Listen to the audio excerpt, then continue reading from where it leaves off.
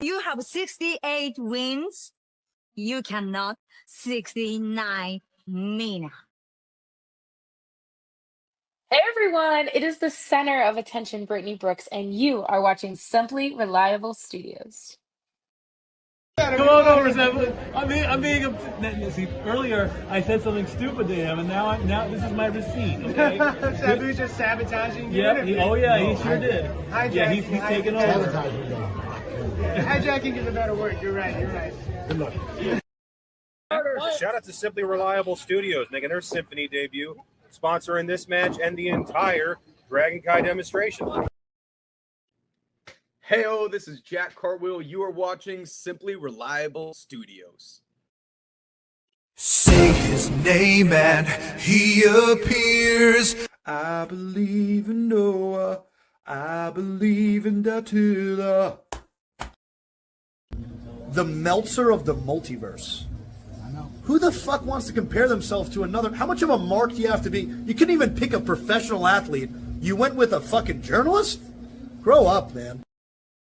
We just want to say thank you to Simply Reliable Studios for voting us as Tag Team of the Year. Of course.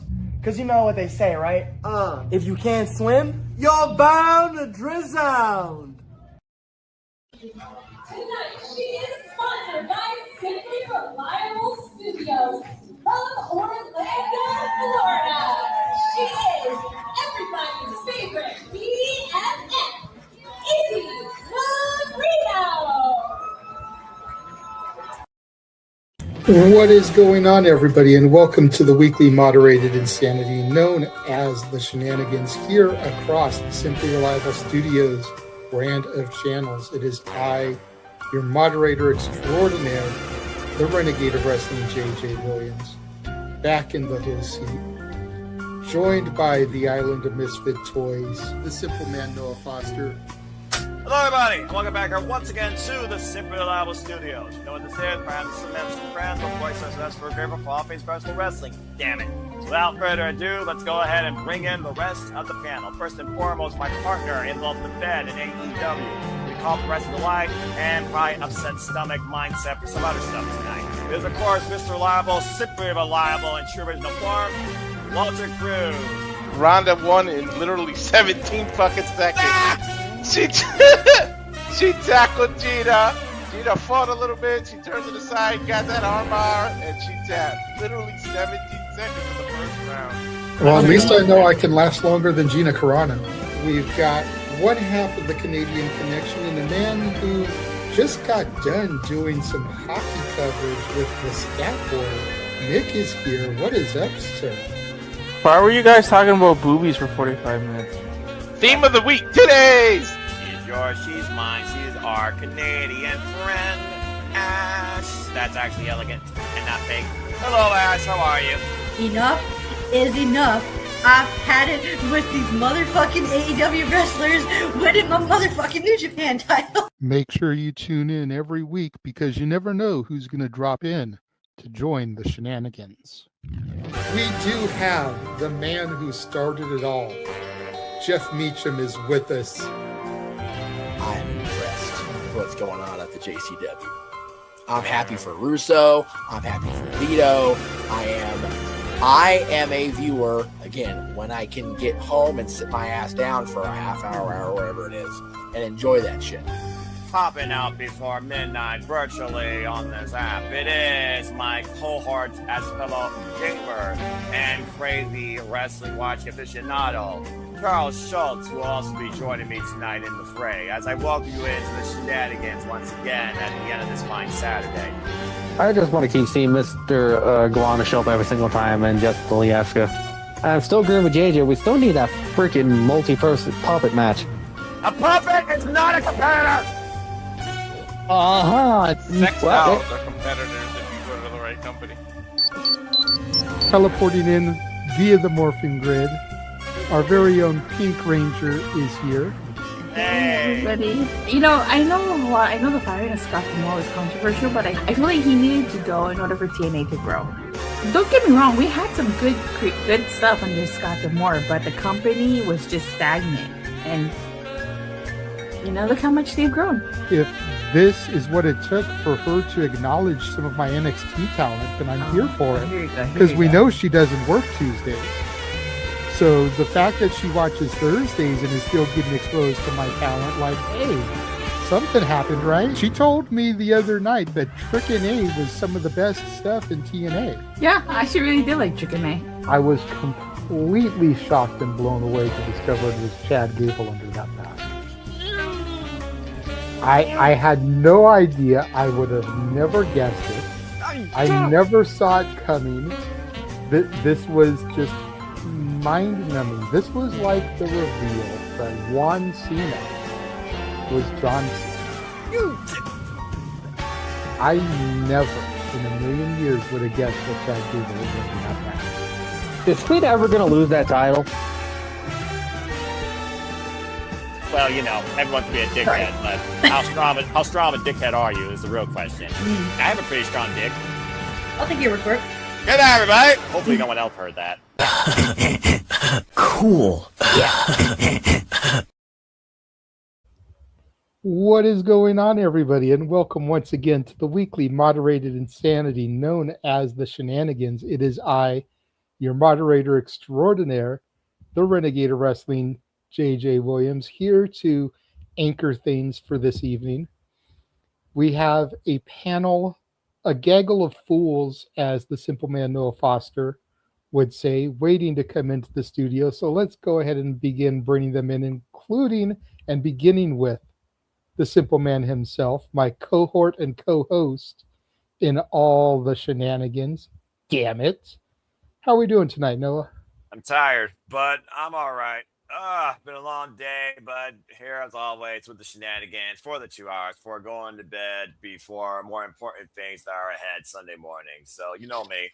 Further ado, let's get into it, JJ, but I'm doing all right.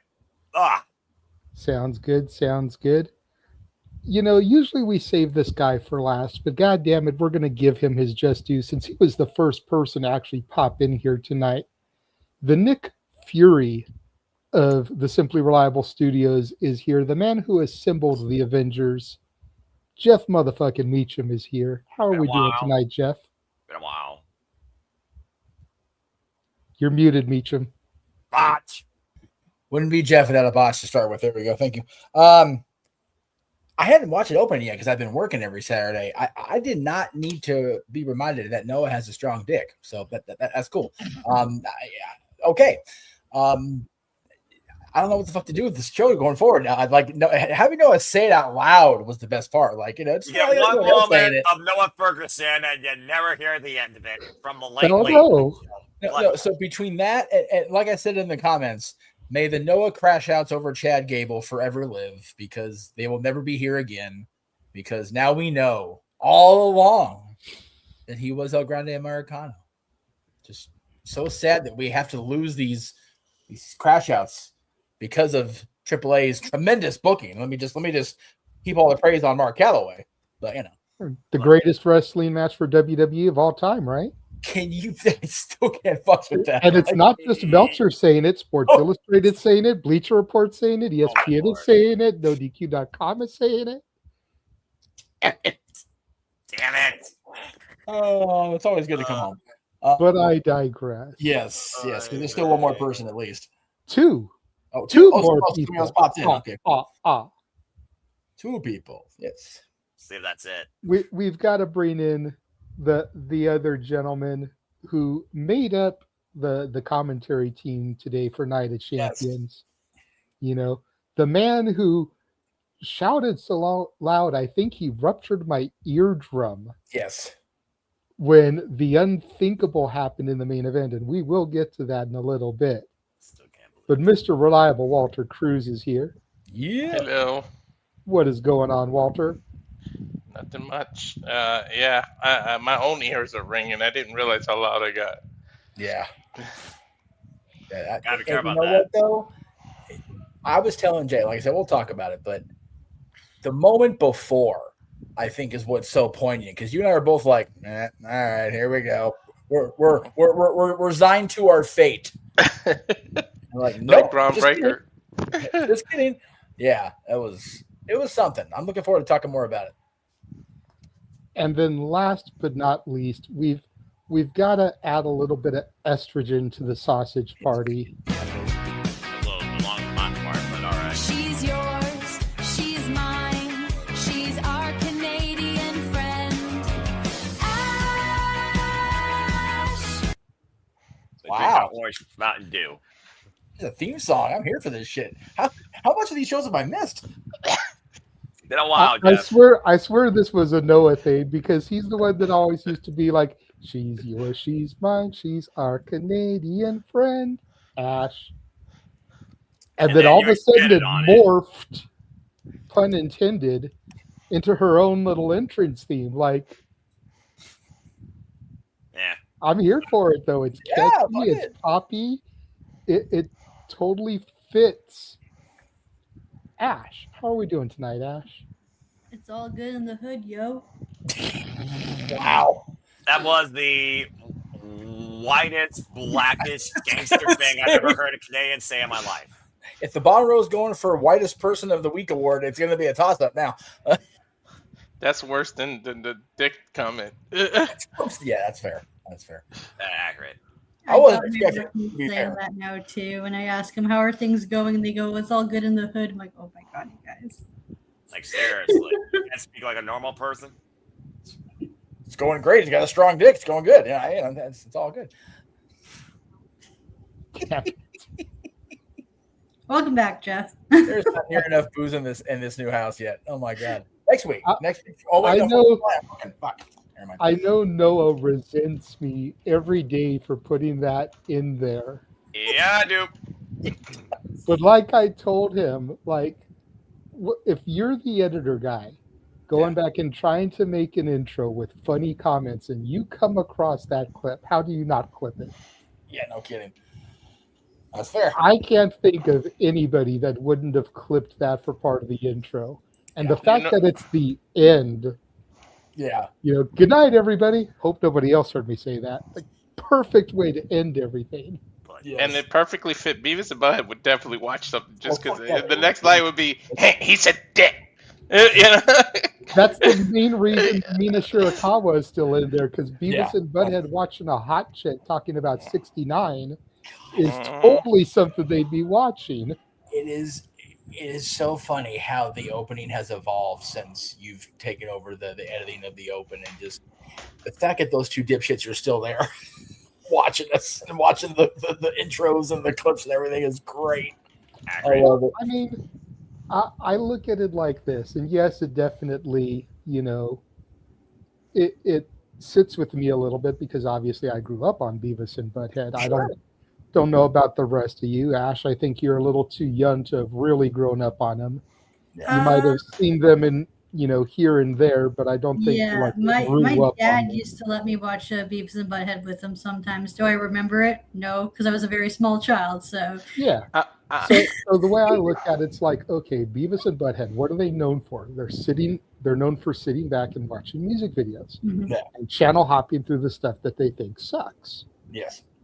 So the original concept was, let's have them channel hop through all the other promotions. Yep. And then when they get to the Shenanigans, they leave it there because they think it's cool. Yeah.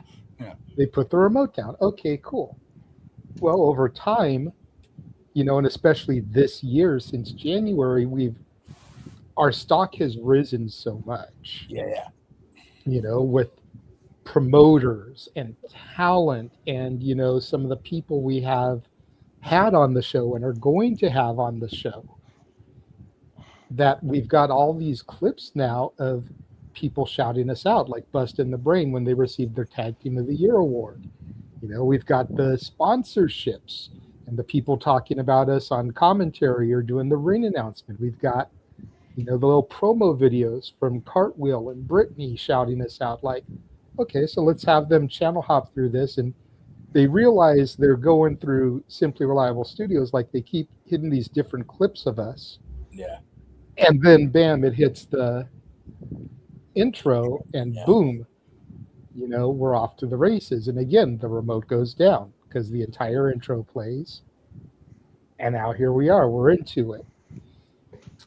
And speaking of into it, popping into the green room just like he pops his head out of the manhole cover. Charles is now here joining us for the Shenanigans. Hello, everybody. Hi, Dr. Nick. See, I wondered someone was going to get that when I did that. Nice. So that's why Beavis and Butthead are still around, and then I found a video that had them like from behind watching a static screen. Yeah. So I used that and then put our clips over it. So you had the little bit of them changing the channel, then you had them shot from behind watching the clips. See? Yeah. Very creative, I love it. Like I said, I put a lot of hard work into it. Jeff had never seen the new introductions, and now he's seen it all. He'd seen the Beavis and Butthead portion because of the PLE today. Yeah. But he had never seen that whole entirety. Now you need to see the one for the interviews because, of course, I've got the clip from you and Heather Lynn with the Cowboys and everything in there. But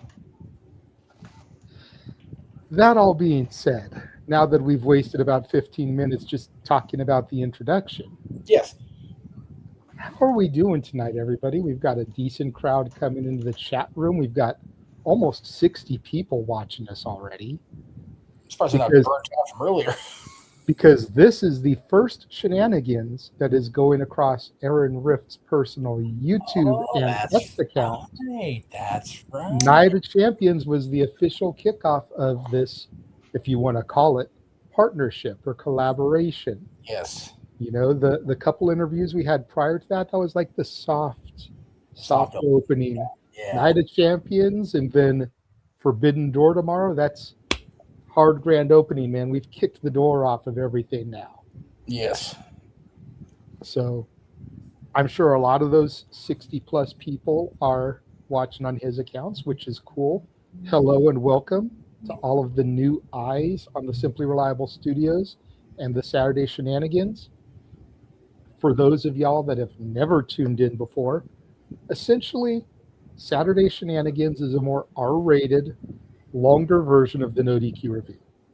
That was fucking. If you're familiar with the No DQ review, where they talk about the big news stories of the week, that's essentially what Shenanigans is. But whereas the No DQ review gets wrapped up in a bow in a nice little hour 15 minutes, maybe hour and a half if Psycho Jet Black is there, super chatting like a mama,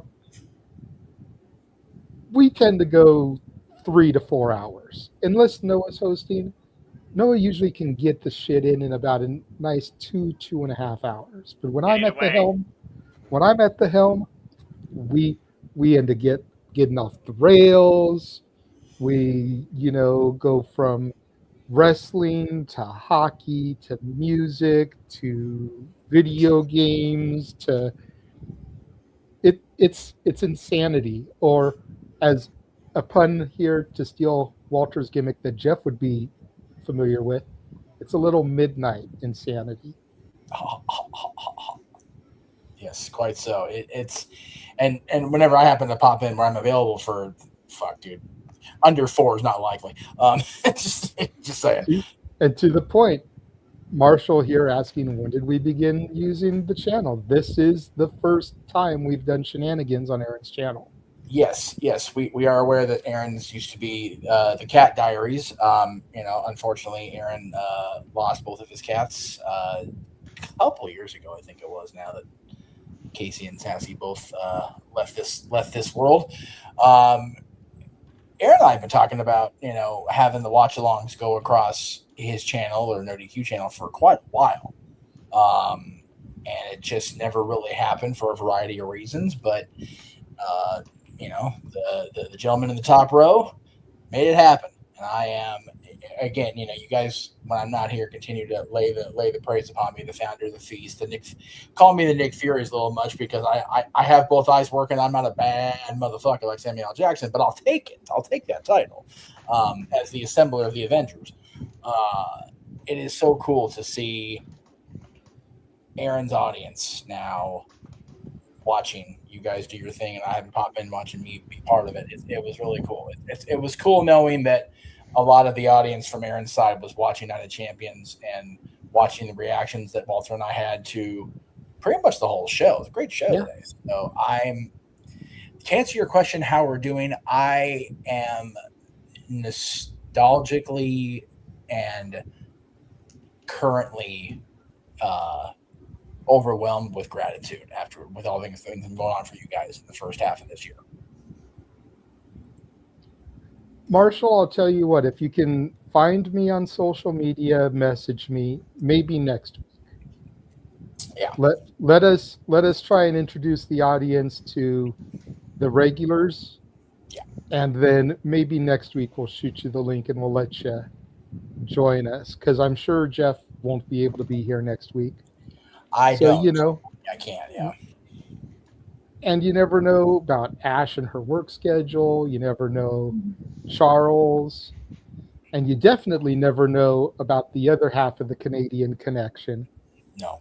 Who needs to stay on his best good behavior today, as we had a Canadian win the WWE Championship. So I don't want to hear no talk about any specific Canadian provinces, sir. But the Canadian King of Food, Nick, is here. They missed my nonsense. Okay, you gotta go in quick. They missed your nonsense. You are nonsense. What's going on, everybody? Ready? Go. Skater. This is a car, so it's going to be short and sweet here. Oh, there we go. Yeah, okay, just kidding. Okay. What? What happened? Can you hear us? I can hear you guys. Can you hear me? Yeah. We hear you and the sirens and the dog and, yeah, all the things. No, I mean, I just had the dog. I don't know who the sirens were. That's from me, North End in Winnipeg, typical day. And you guys don't want me to talk shit about Winnipeg. No, really? no. I will come down there and fight you. I will get my dad to drive me 6 hours to where you live. It is NHL draft weekend. It is Canadian Christmas, all right? Let's just calm the fuck down. Like, seriously. Well, actually, no, Stanley Cup Canadian Christmas. It's more like Canadian Easter, because we got the draft, the resurrection of the new people in the season. So there you go. Yeah. It's Canadian Hanukkah. You get like 8 days of draft. Damn it, JJ. Drafts last for more than 1 day, so you get like multiple days.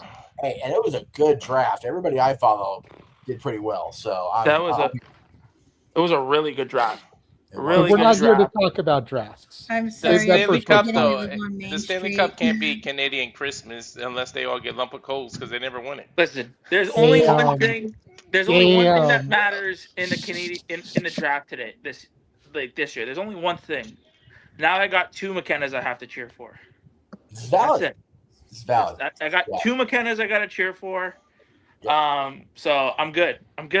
There's room in my heart for more than 1 McKenna. So and winding it back to wrestling, the one that we interviewed is going for the now vacant Pro Wrestling Symphony Women's Championship at Free For All, as unfortunately Freya the Slaya is injured.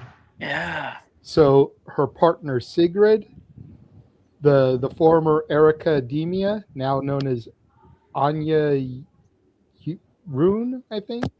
Yeah, Aria Rune. And Kaya are all fighting for the vacant championship. So let's go, Kaya. Yes, but I mean, if we're really talking about free for all, there's one match on that show that just. Oh yes, we'll get there, Nick. We'll get there. Yeah. We'll get there, but before we get to that, because Noah is on a timeline, and we've already almost burned a half hour. Yes. I didn't piss him off yet. What the hell? No. I'm not talking about that, but he sets a 2-hour timer. We're like 25 minutes damn near into that 2 hours. And we haven't even gotten to the meat and potatoes of conversation yet. We're still bullshitting. We're still bringing everybody in. So let's pause, time out, run it real quick, Jey Uso style. And let's get into things. Earlier this morning for us West Coasters, we had from the Kingdom of Saudi Arabia, WWE United Champions. I'm assuming by now everyone has either seen the PLE or at least seen the highlights, the clips, the social medias. We have Kinoba. We have Queen Io. Trick and Tiffy Time retained their United States titles. Braun Breaker fell to Seth freaking Rollins, probably partially due to that gouge he got on his eye that was bleeding all kinds of gnarly. You would have thought it was Matt Tremont and his ruptured pus bubble. And your new WWE champion, the lovable Muppet himself, Sami fucking Zayn. Oi! Now, before we get into everyone's thoughts on Night of Champions and everything, I'm going to turn to the man in the middle here. I'm going to turn to my co-host extraordinaire. I'm going to turn to the man who moderated Simply Predicting. Noah, did I call it or did I call it, my brother? You did. I gave you credit where credit's due. You absolutely called it. So I'm going to throw it to you first, bruv, because I know you're focused on other stuff, so you can give your simple breakdown here, and then you can get back to what you're typing as I go around the horn to everybody else. I mean, it's a credible moment, and that's what WWE is about at the end of the day. It's moments. They capitalize when they think they can maximize the outlook of an event that happens, whether it's negative, positive. It brings a conversation, and it brings eyes towards at least maybe the next week. It definitely also puts out there that maybe next year it will be something completely different that won't involve Sami Zayn holding or going after the undisputed WWE Championship. And the fact of the matter that he pinned Cody Rhodes and doing it via reverse roll-up, and Gunther right now is trying to beef with Nick Aldis, it also leads me to believe that we might see Nick Aldis back in the ring, and much to what I thought about, it will be Sami Zayn and Cody Rhodes. But much to what you thought about with Saturday's main event so close around the corner, it sounds like to me that this might be just a fleeting moment, but still, the fact of the matter that he's been involved in this for 25 years, and we can now say Sami Zayn is or has been WWE champion. It's very nice. It actually was the one moment that it mattered as I was able to watch the, let's see, that thing was like 3 hours long for y'all, right? You had 5-minute long commercial breaks. I ran it back. I only watched the matches because F Def Rebel, F Promotions. The advertisement breaks were only 1 minute long. And I watched all the matches in full and the entire thing in under 2 hours. So there you go. But yeah, it was definitely a jaw-dropping moment that WWE has not given me the likes of since I don't know when. I'm very happy for Sami Zayn, and I hope that they capitalize on this because he's more than deserving of it. As far as Gunther Nick Aldis, hey, he's called the career killer. You want to bring that back? See if he kills Nick Aldis' in-ring career altogether. And keep that gimmick alive, and don't pigeonhole him into being a champion and losing it immediately. I hope Sami Zayn's moment is not a flash in the pan, and hopefully it means Cody Rhodes does not hold on to this championship again for a little while, because I think there are a selective number of people that are sick of that. But congrats to Sami. Walter, you were the lead man on the call. I mean, I know you blasted my eardrum here, but I actually think I heard you all the way from Grass Valley. I think Jeff heard you from Grass Valley. I think Ash heard you from Grass Valley, the way you were screaming. Take us back to that moment and you getting to call Sami Zayn doing the unthinkable, man.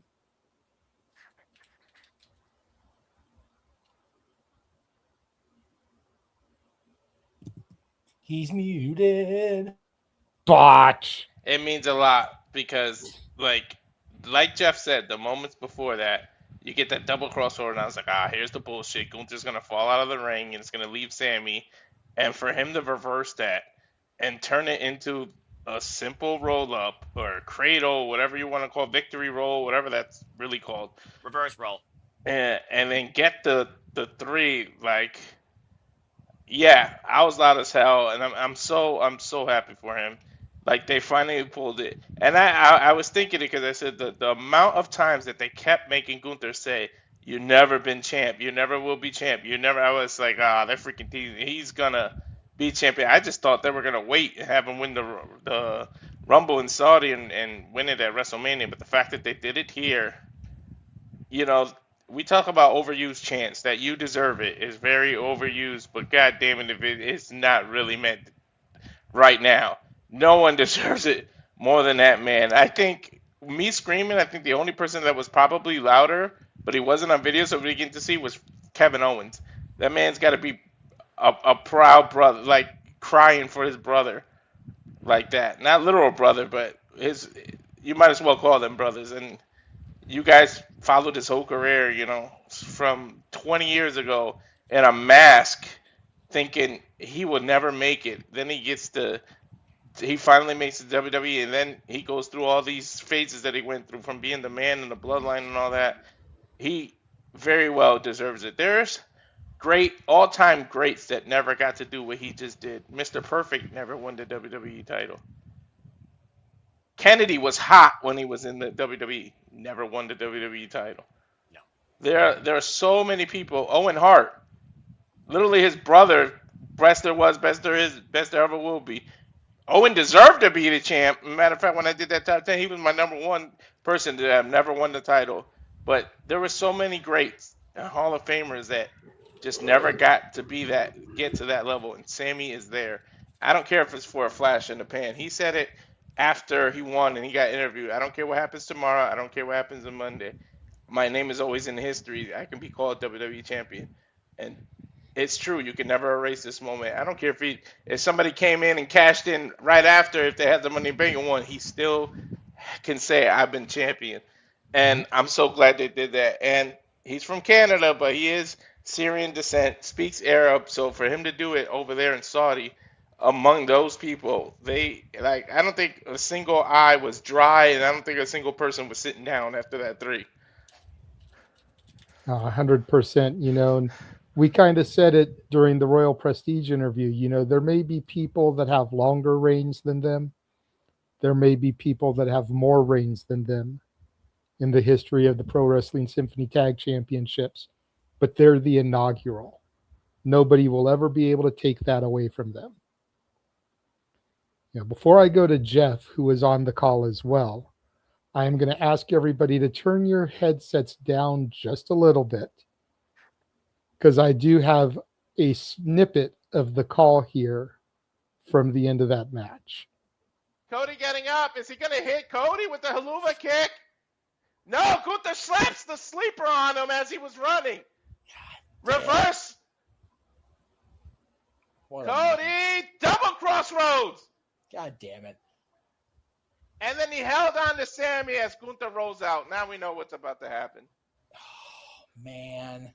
He held on. No! Sammy slipped! Roll up! 1, 2, 3! Sammy Zayn, Cody rolls! Sammy Zayn is the WWE champion! Holy shit! Oh my God. Sami Zayn rolled Cody up and is the new WWE champion. That almost looked like an accident.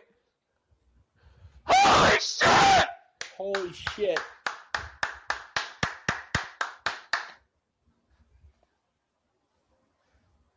That's passion, damn it. Oh my The 10th time is the charm!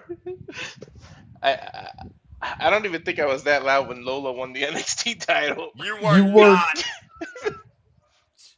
And that's his mamacita. Dude, I don't think the room was that loud when we realized Austin was going to wrestle. Like, oh shit, it's happening. But no, look,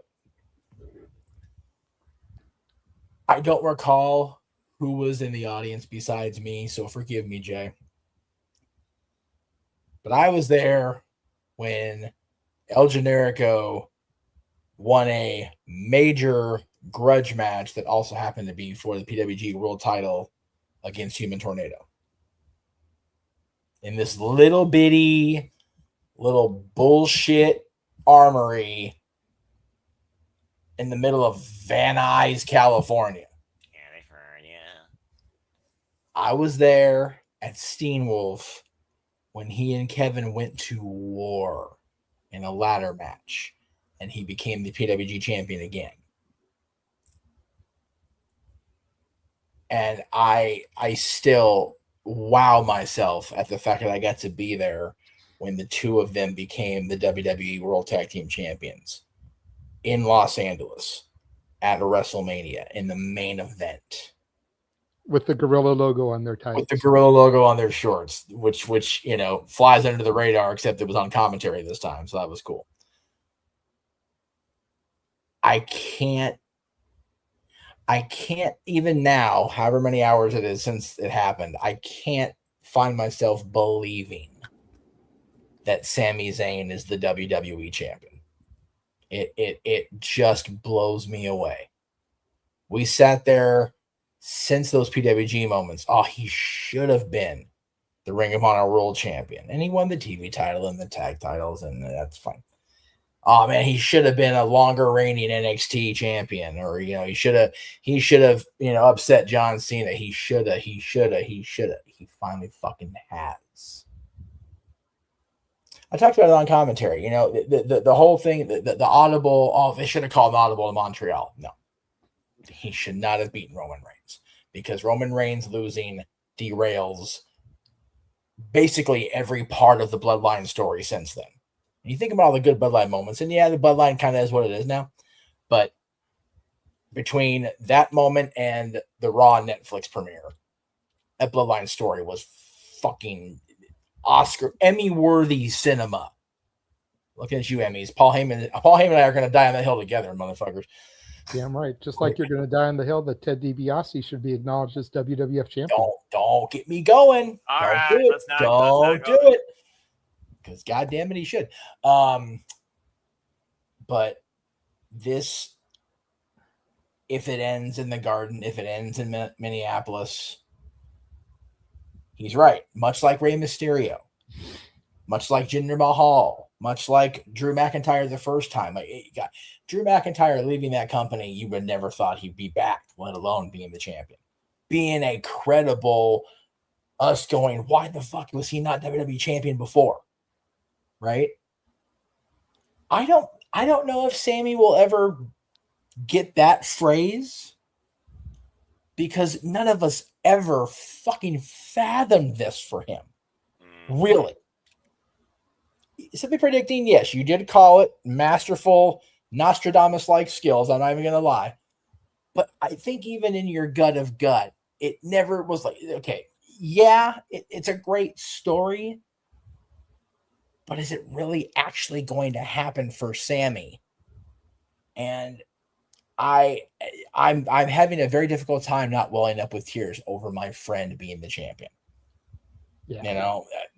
You and I both got to interact with him away from the eyes inside that ridiculous goddamn sweatbox. It's almost as bad in here right now. Just getting to talk to the man. And here we are, over 20 years after those initial shows that we went to, attended at the same time, interacted with him at the same time. It's one of those moments that I'll sit back and I'll I don't want to do this anymore. I'm not the wrestling guy anymore. I'm not the podcast guy anymore. Shit like this is why I come back. Stuff like this is why I get caught up in it and realize that I will never, ever fully retire and go away from it, because I can't lose this kind of emotion and reaction from my life, knowingly, willfully giving it up. You know what I mean? I can't have that conversation with myself knowing that I'll miss stuff like today. Right. So fucking proud of him. So glad for him. So bummed for Kevin that he couldn't be there in person. And he even said that himself in his post on social. But man, it's so cool. And even if it does end in the Garden, like I said, or at SummerSlam in Minnesota, then at least it's a month-ish. And Sami Zayn in 2026, if you go back and talk to you or I or El Generico. The limited angle she had in 2006, I grant you. Ole. Ole, that's it. You know, if you asked him if he'd be WWE champion, he'd say, "See." Now he'd probably say no, but he'd still say Ole. Because you don't, it's mind-boggling.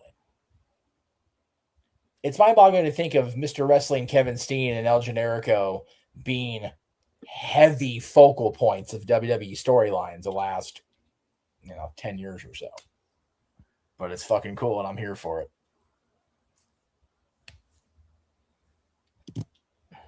Charles?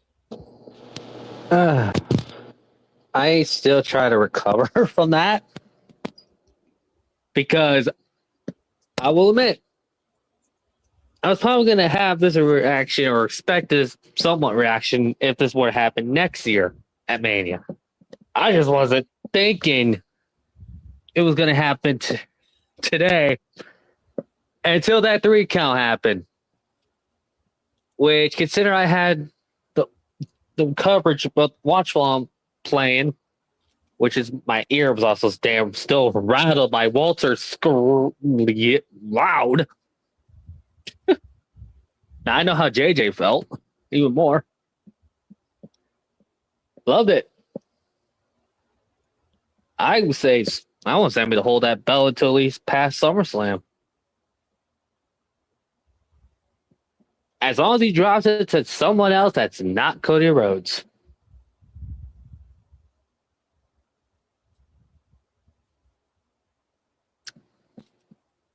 That's all I want.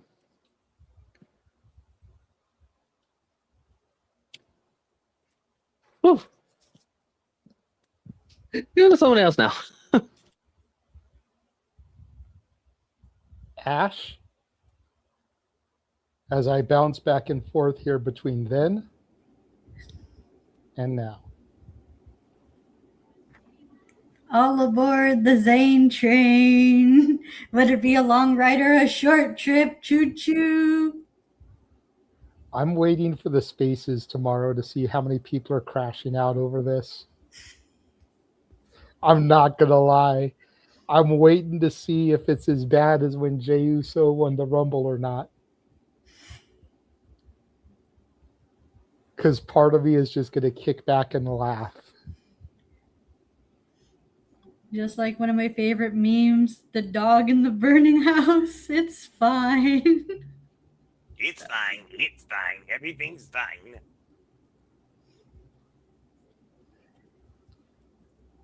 Is that all you got to say? Is all aboard the Zane train? Yes.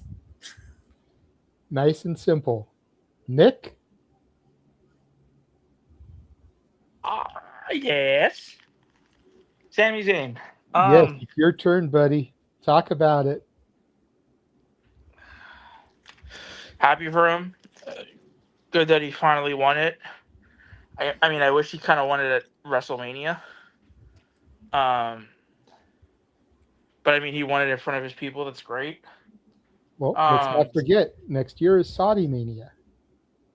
Yeah. That's what I mean. Like, I would have hoped he would have won it probably next year. But I mean, Cody, what is Cody doing with the title?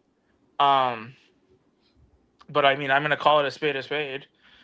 Creative in wrestling as a whole has been largely not good. So I mean, great for the win.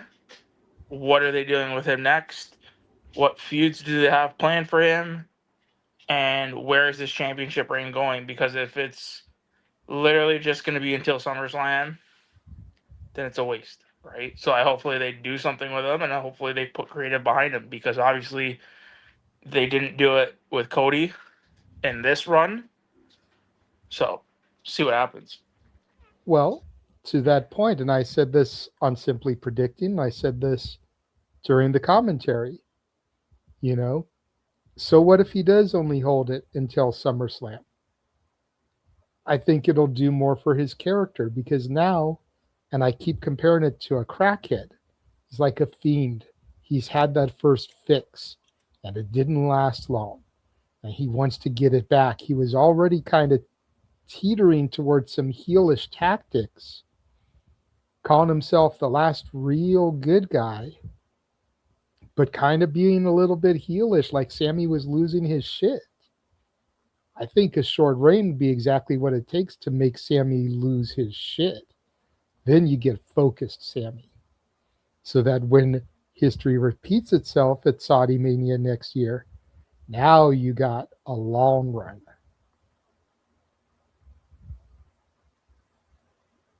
You know? I think a short reign wouldn't kill them.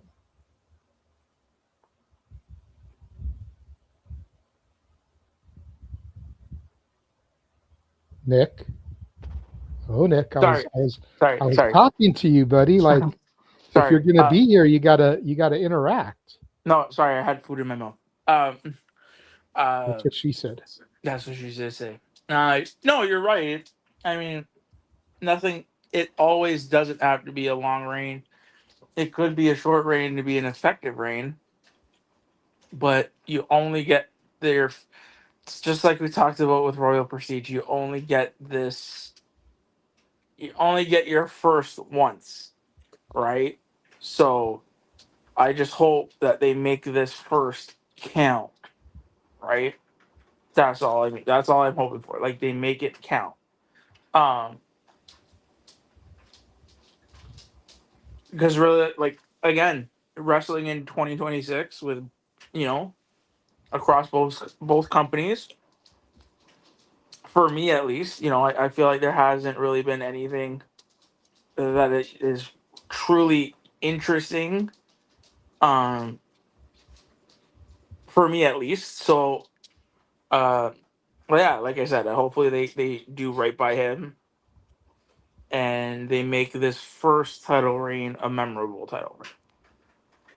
Okay, fair enough. I saw Jeff's hand, and I know Charles had his hand up as well. Go ahead, Jeff. In 2026, Nick, what does that mean for you? And I say that because, I mentioned Rey Mysterio being on the list of WWE champions. He was champion for a couple hours. I mentioned, you talk about Kane.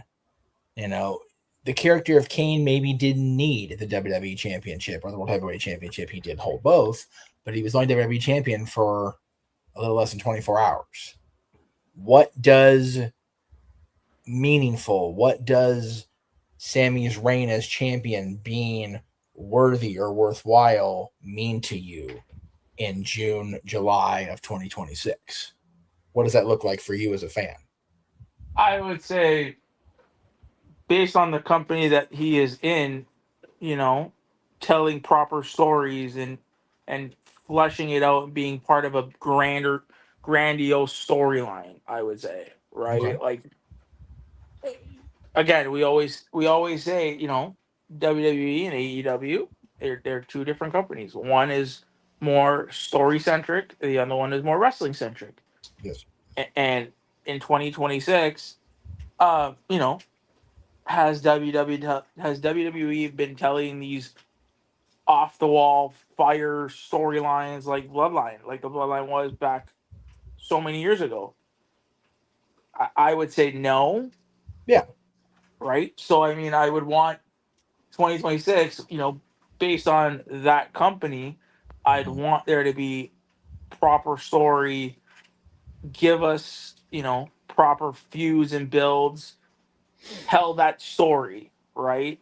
And Okay. have it lead to something grander, I guess. Right. If he was in AEW, let's just say, and Sammy won the AEW World Championship, I would say, give me good story, yes, but also give me top quality in ring work. Okay. Tell the story in the ring. Let the ring and the match be the story, rather than in WWE's case, telling that story outside of the ring, and then, yeah. I just asked because I was doom scrolling as I was trying to figure out what I wanted to say next, and I read my post from the day after Backlash, and talking about having not watched that show, but seeing the commentary and the discourse about that show and about Fairway to Hell, and it felt like to me that people didn't manage their expectations of things going into both of those shows. And the online criticism, which is what it is, came off resulting from that. So I love that you said based on the company he's in. I love that you made sure you put that asterisk, that little toggle on the tag, because I personally am okay with Sami Zayn dropping the championship in the Garden or at SummerSlam. I'm also not okay with it being going right back to Cody Rhodes. I think we, as much as I adore Cody and his brother and will forever love his family, and I have personal deep-rooted bias, I give not a fuck who likes it or not. We need a break from Cody being the guy. And for those of us that were just overjoyed when he came back 4 years ago, that's a nasty little acidic pill to swallow. But it is what it is.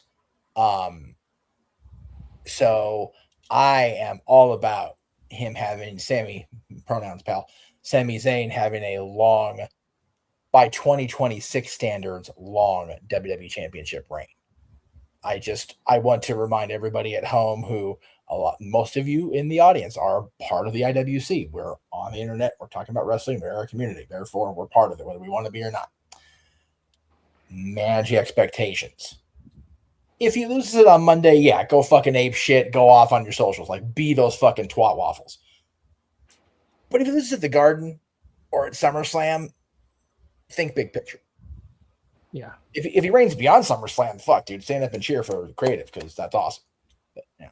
Anyway. I would, sorry, real quick.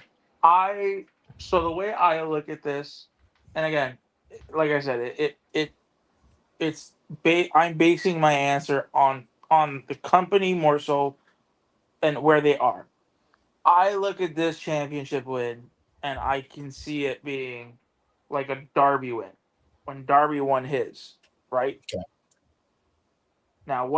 Now again, this is why I say based on the company, because both of them have that underdog spirit. Darby has it, Sammy has it.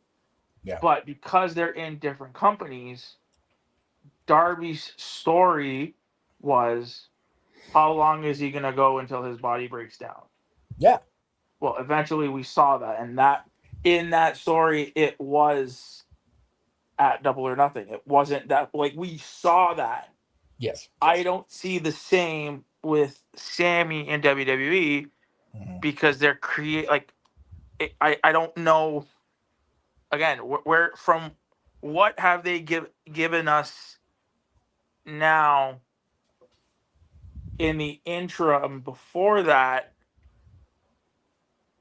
Like what direction have they given us to see where it's going for the future? You know what I mean? Like, at least when Darby's lead up to the AEW World Championship, we saw it. We said, okay, you know what I mean? Am I explaining it right? Like I saw it as soon as, and Noah can probably attest to it and probably knows more. What I'm trying to say is, we saw that win coming. We knew where it was going, because we already said it from the jump when they were teasing it, right? Yeah. That he's only going to last a month. And sure enough, with the story that they told and played out, it only lasted a short time. With Sammy winning it, what have they done in the interim to get us to that point? Where I can say, okay, if Sammy has a short reign, well, they've already, unless they're doing Obafemi versus Sami Zayn at SummerSlam. It's very possible. Oba's the king of the ring. So I love you use the Darby analogy, and I say that because I saw Darby's brief run as what we should have gotten when Max was champion the first time. And we only didn't get it because his body betrayed him. The only reason I love Joe, I like John Moxley, I like all the guys that have been there, okay? The only reason those reigns happened between Max dropping at World's End 23 and regaining at World 1025 is because Max had to leave to get better, and they had to find a way to put him back in that moment where he was going to be champion again. They couldn't just say, okay, hard reset, fucking Russo Bischoff, April 2000.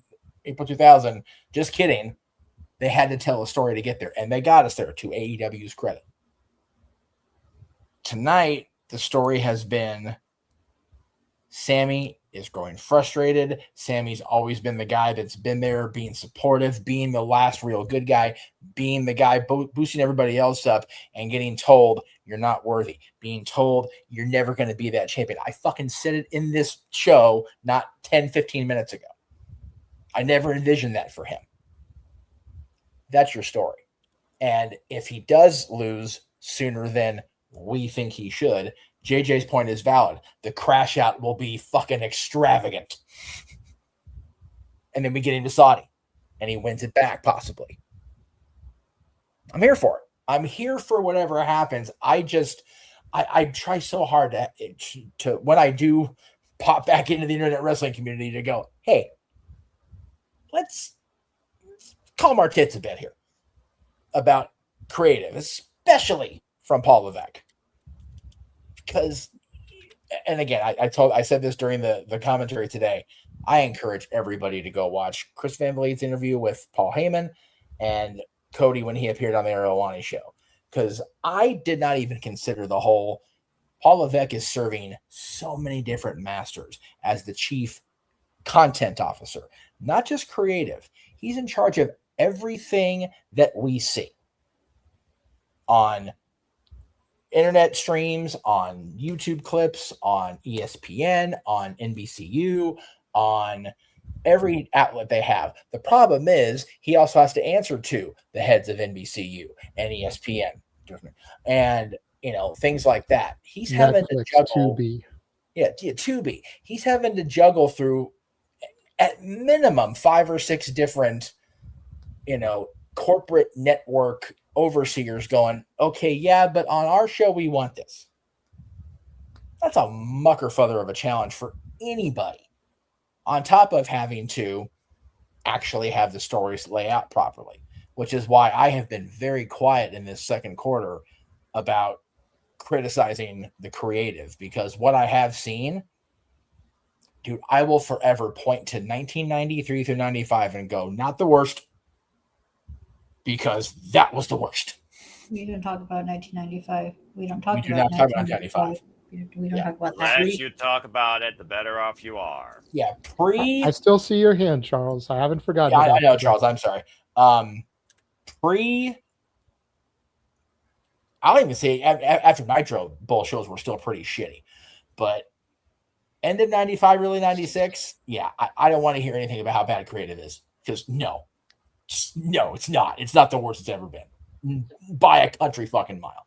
And there's also WCW 2000. But again, I will defend that, which is scary because it's Vince Russo and people know how I feel about Russo. WCW Because 2000, of the changing of the guard and all the different bookers that were coming and going and trying to course correct. It's like J.J. Abrams and Rain Johnson. Paul, right? Yeah, I will forever say, I'll go back to Jim Ross's quote about WCW 2000. Or it may have been Conrad Thompson. Vince Russo never got to coach a team for a full season once he left WWE. How can you expect a manager to turn things around in the season? It doesn't happen in real sports. It doesn't happen. It was an unfair thing then. It's even more unfair retrospectively to condemn Russo for that year of WCW. And to condemn Triple H, Paul Levesque right now, when we're not even out of it, we're still up in this shit, is unfair.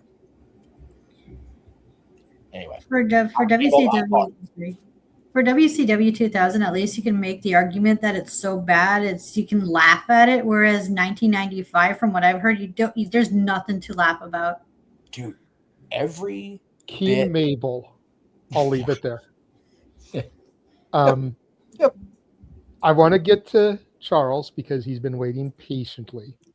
But I wanted to also piggyback on what you guys were saying myself real quick. First and foremost, shout out to the over 100 of you guys that are watching us right now. Biggest numbers Shenanigans has ever had. Yes. So right out the gate, thank you, Aaron Rift, for allowing us to be on your platforms.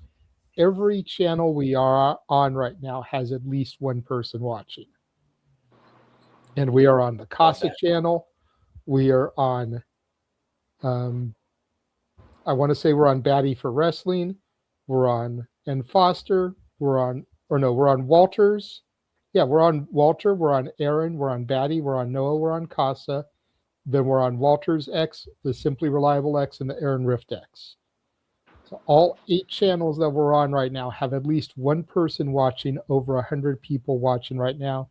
Shout out to everybody that is tuned in for the Saturday Shenanigans.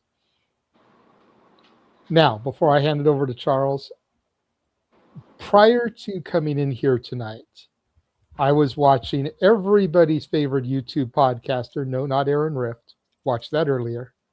I was watching everybody's favorite podcaster from New York because I find him entertaining.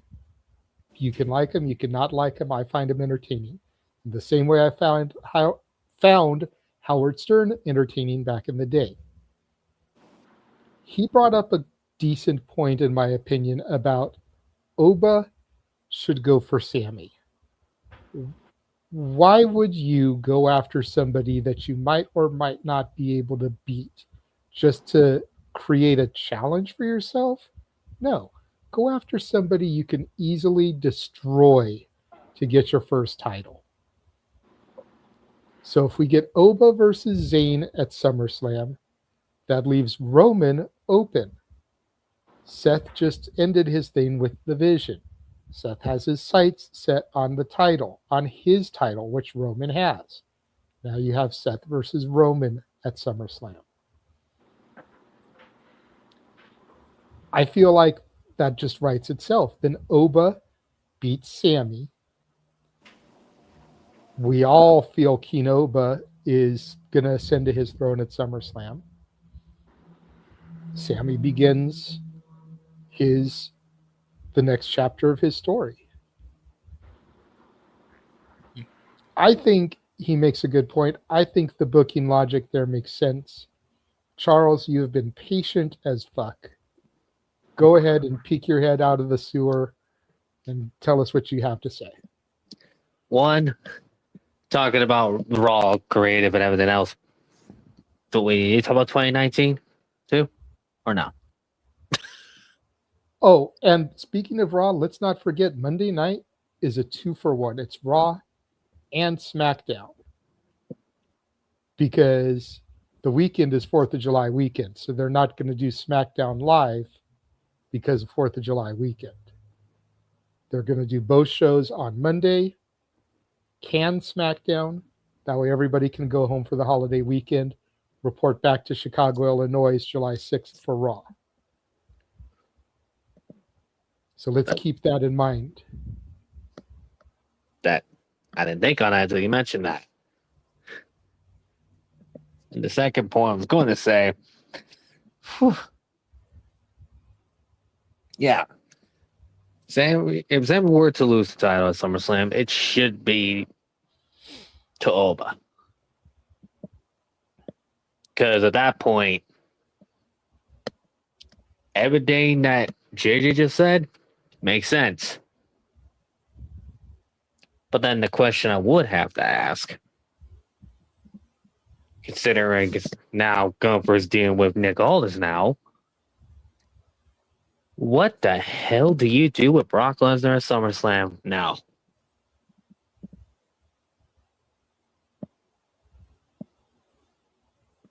It's a good question. Because now since Oba won the tournament, and now Gunther's going up the nose, like, okay. Because they were going to do the Brock and Oba match at Saturday night's main event. It was like, all right. The hell do you do with Brock Lesnar at SummerSlam? Because it'd be weird if you're having it in Minnesota and you don't have Brock on the card. It'll be weird. Forgot to ask that question. So I was thinking that all day.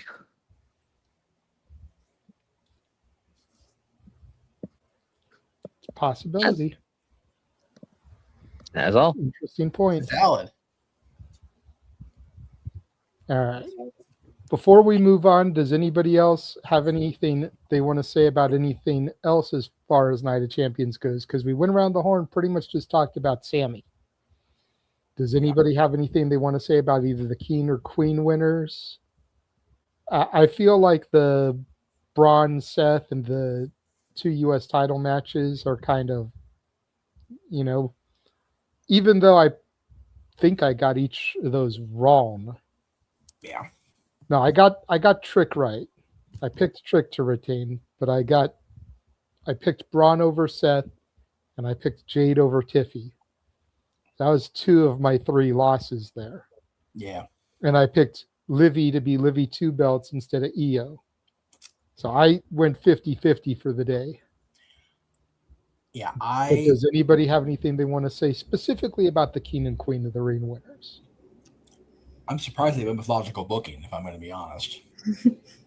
Well, but what's logical? Because we still don't know the severity of Rhea's injury. Right. And that's the thing. We don't know. We're not going to know until they want us to know. And it could be that they're praying that Rhea can get better and defend her title. But they did move very quickly to have EO say, all right, Liv, it's you and me at SummerSlam. So we're not going to get that EO Rhea payoff, at least not yet. Yeah. Which, again, absence makes the heart grow fonder. Will so do ill-timed injuries and bullshit creative. It is what it is. By the way, I mean, if Rhea is injured, we could do Tony Khan's favorite thing and set up a tournament to kick off on the Raw in Chicago and lead up until SummerSlam to crown a new champion. We could. Battle Royal. Nobody's lazy. You know that. As long as they don't crown an interim champion like Tony, I'm not opposed to that. You know what I mean? That's true. But You anyway. haven't done that for a while. Yeah, I will also say in my rant earlier, 2019 creative was fucking rough across the board. We don't talk about 2019 or pandemic either. We don't talk about 2019 WWE creative was a huge help to AEW's initial success.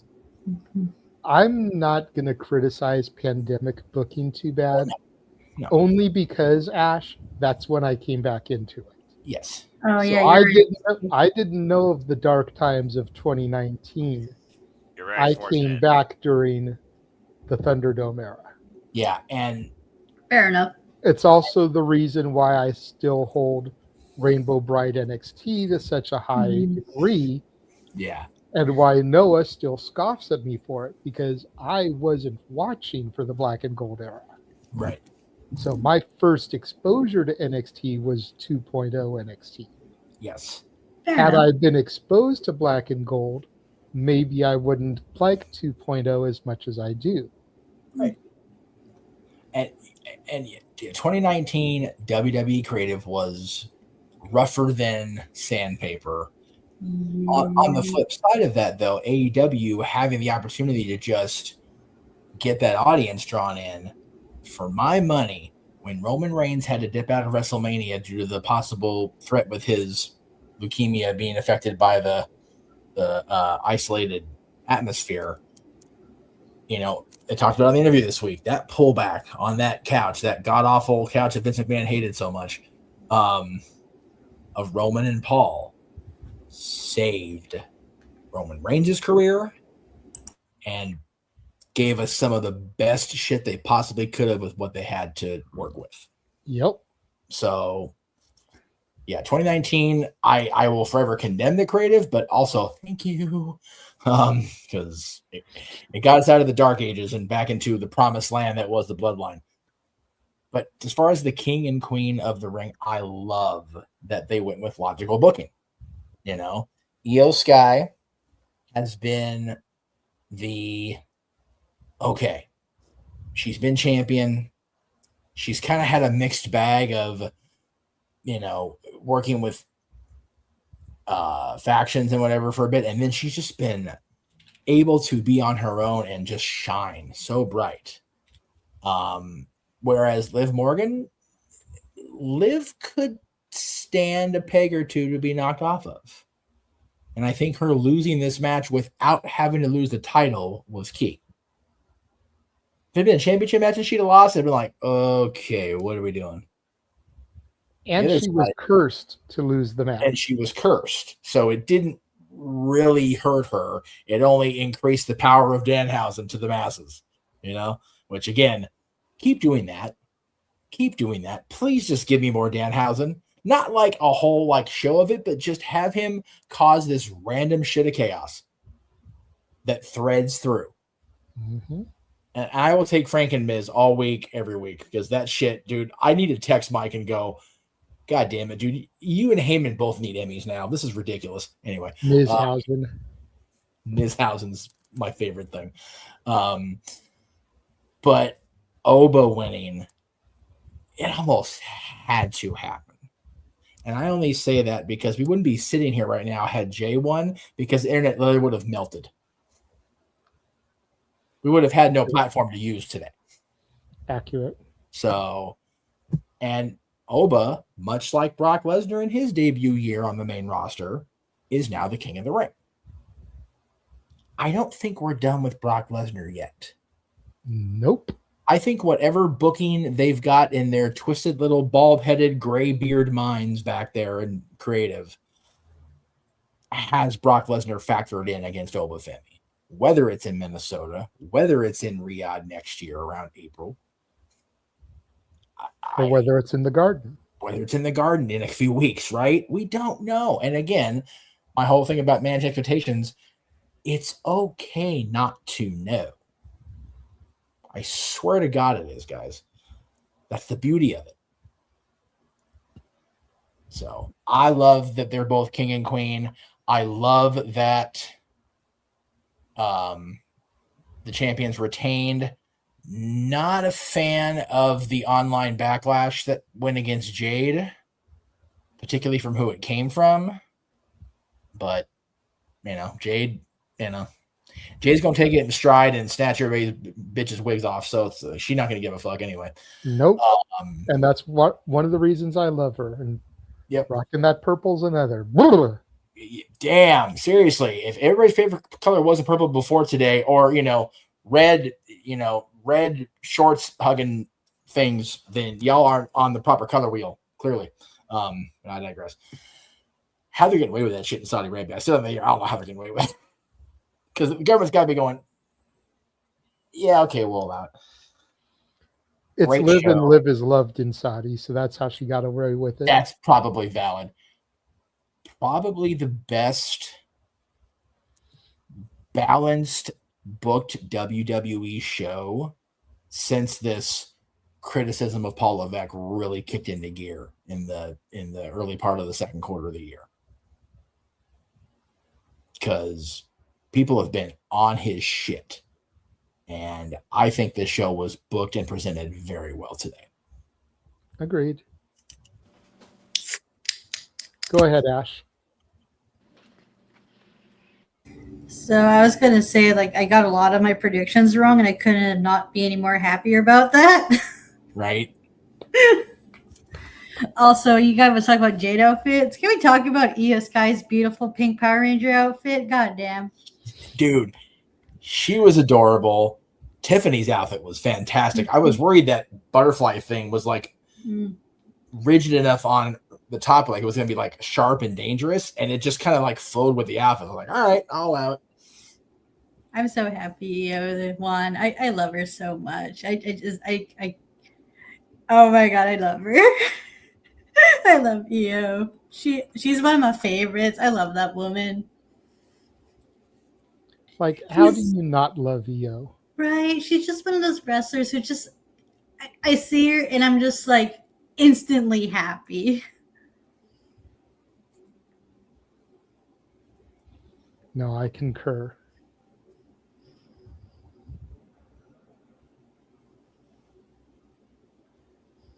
So, yeah, congrats to Oba winning, which is freaking cool. Io winning's awesome. Both champions retaining. Looking forward to who their next opponents are. And let's see where Sami Zayn's title run goes. Dude, Little Yachty being way too involved. I am curious where it goes now. Like, he got actively cane swinging involved today. Like, curious. I'm not going to say it because I do not want to put that BS in the ether. No, Hey, say it. I'm curious. What if what if you get Trick Williams versus Lil Yachty for the title? No, I don't think that'll happen. Exactly Here you my go, point. Ash. Since you love Liv and her pink outfit so much, get a load of this. Aw, yay! love Io and Danhausen! EO Oh my Hausen. god. Hey, look, guys, it's my two personalities. Very, very pink, very evil.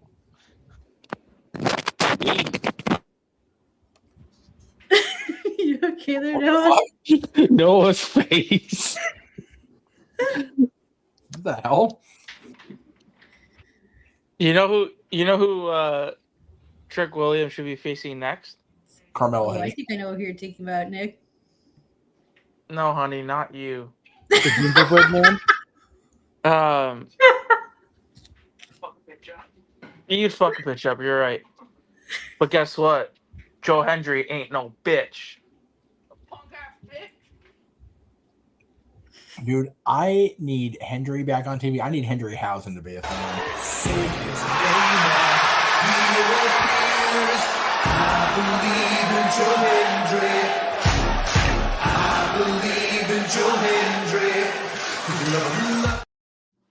But no. Or be cursed. He is back on TV. He showed up on SmackDown. Oh no, he went to the phone. Last 10 minutes.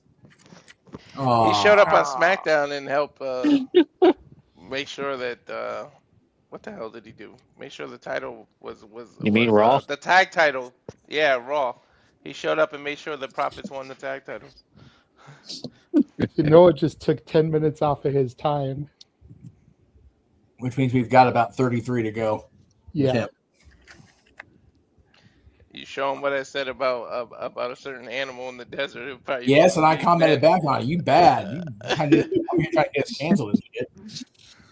All right. So since Night of Champions is pretty much done, going to take a second, roll a commercial, come back, and we'll discuss the next big show, because I know there's some stuff to talk about regarding Forbidden Door. We will be right back. And now for a taste of things to come.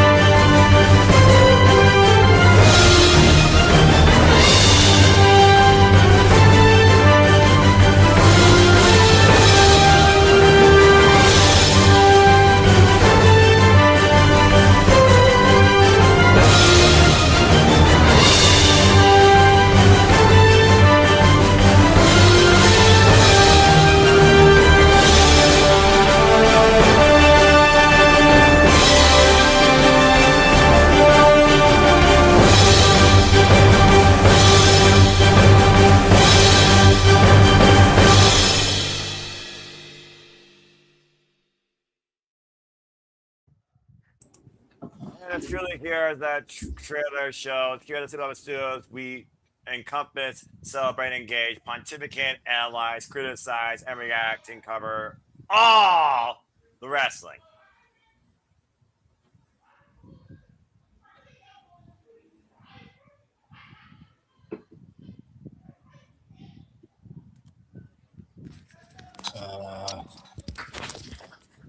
must be figuring out stuff in the background. There we go.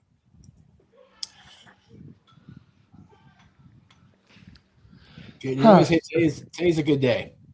Not only we had Night of Champions, I'm back on Shenanigans. The Angels won, and they beat the Athletics at that. And the Dodgers done whooped the Padres' ass. So, I'm on a cloud. Let's go. All the positivity. Let's do it. So to the 107 of you guys watching, that is what you can expect, some of what you can expect from us here at the Simply Reliable Studios. As we do cover watch-alongs from multiple companies. Yes. Not all of those will be on the Aaron Rift channels. So if you're interested in some of the smaller independent wrestling companies, GCW, House of Glory, Jersey Championship Wrestling, Pro Wrestling Symphony, Focus Pro Wrestling, even international stuff, AAA, New Japan, Stardom. We've got the G1 Climax coming up in a couple of weeks. Going to be doing the kickoff of that. So all those things that I just named won't be on any of Aaron's channels. So if that stuff interests you, make sure you subscribe to all the channels here within the Simply Reliable Studios. Which brings us to Forbidden Door tomorrow. And I mean, we've already done Simply Predicting. We've already talked about it these last couple weeks ad nauseum. You know, we've gone through the whole, is the Forbidden Door dead? The whole concept. We've talked about, you know, the individual matches. We've talked about what we're looking forward to. So the question would be, what is there really to discuss then? But I figure, you know, we're on the eve. You know, Safet keeps throwing into the chat, happy Forbidden Door weekend. He threw it in the chat while we were doing a WWE watch long, which was most definitely the wrong place and time for it. Yeah. Happy Wrestling Weekend is probably the more accurate thing to say, Safet, as there's WWE, NXT, TNA, GCW, and AEW this weekend. And that's just the stuff that we are going to eventually be covering, whether live or via Memorex. So just singling out one particular show and calling it that show's weekend is probably the wrong look in this group. Yes. Be careful before the banhammer comes out, good sir. This is your only warning. But last night during the CMLL show, there was a title change on the CMLL show, and it could play into a change for a match tomorrow. As tomorrow we have the teams of the Young Bucks, Unbound Co., and Sky Team in a triple threat match. El Sky Team are the new Ring of Honor Tag Team Champions as of the CMLL show yesterday. Oh. Could those titles end up being put on the line tomorrow? Does that change anybody's prediction for the matches tomorrow? Obviously, things are kind of locked in for tomorrow come what time, Noah?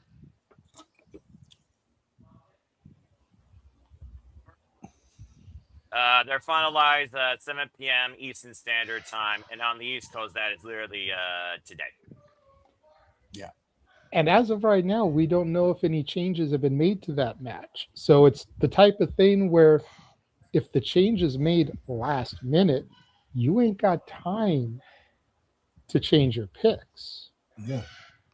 So I'm bringing this to the forefront now because if anybody wants to potentially change their picks because they think the titles might get put on the line, you've only got a few hours to make that decision. Yes. But on the main reason I want to come to Forbidden Door is this. On the heels of WWE basically booking the right way in a lot of fans' eyes with Kinoba instead of Kinus, Queen Io instead of Queen Liv, and giving everybody's favorite Muppet the WWE Championship, what is it going to take from AEW to take away the chatter from WWE? Because Sami Zayn finally doing it, to steal a phrase from 1996, the boyhood dream of Sami Zayn has now come true.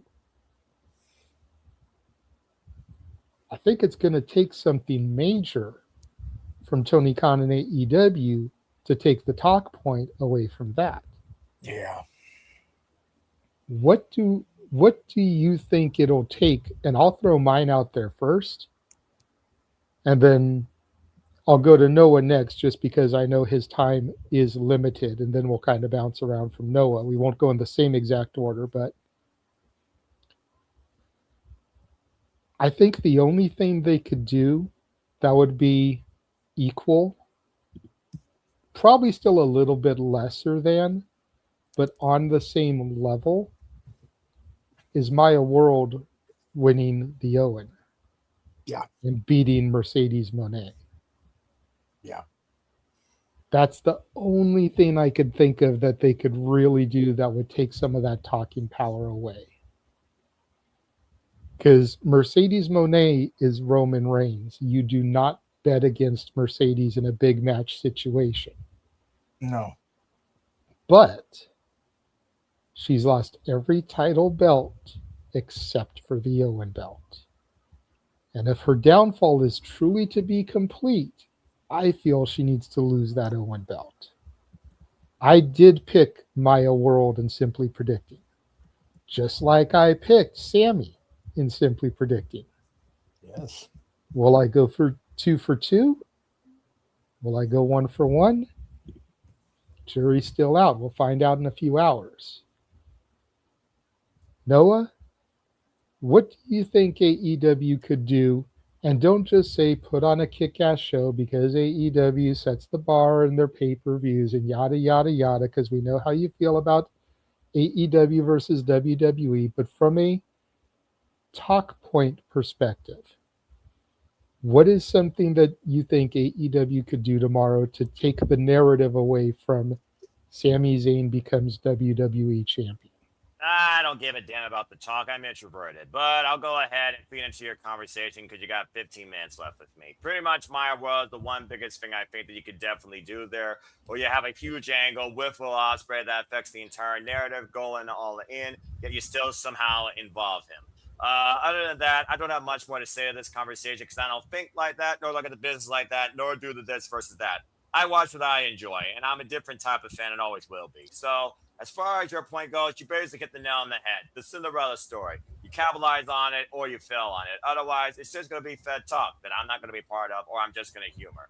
But I don't got much more to say besides that. Honestly, right now, I'm just ready to see how this Road to Forbidden Door begins and who is right now looking towards redemption or an ascension or revenge or something else in between. Nonetheless, either way, I'm looking forward to tomorrow evening, regardless. See, and we love you having that perspective, Noah. But sometimes, bruv, it also grinds my gears, because here I try to set up like this gorgeous lob of a topic, and you're like, I don't give a fuck.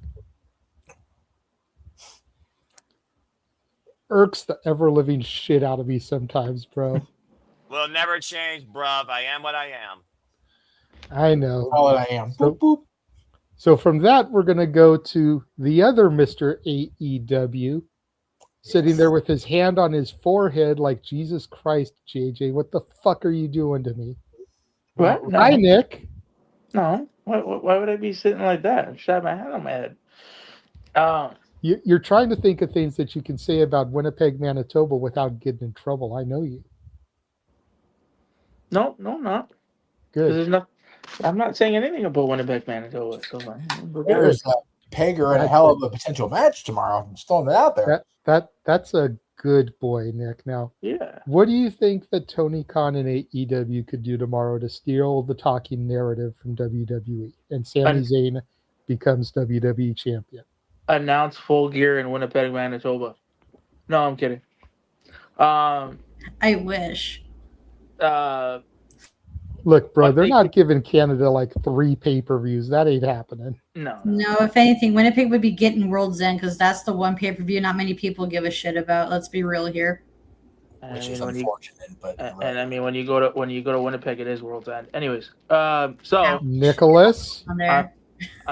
He's not wrong. He's not wrong. I'm not wrong. What the hey, fuck? I'm sitting here trying to defend you, Ash. Don't play. Although into you it. shouldn't be saying it, but still, you're Right, not right, wrong. I was gonna say let Ash say it. At least then she's making fun of her own province. Yeah, but we're neighbor provinces. I'm allowed to. You get so, one. What? You said you get one, and that was your only one. I'm not gonna say anything else. Anyways, Good boy. Oh, stop it, you. What could AEW do to take away the talking point? Because they're the last show of the weekend. Slammiversary will be over. Great American Bash starts an hour early, so it'll be over. Because we know Tony Khan's got his 6.5-hour pay-per-views. Yeah, I think, and there's a couple things, but I do kind of agree with Noah in the sense of, WWE is about its moments. While granted it was a great moment, that's all that's all it really was, right? This pay-per-view, we know Tony does pay-per-views better than anybody, or PLEs, whatever you want to say.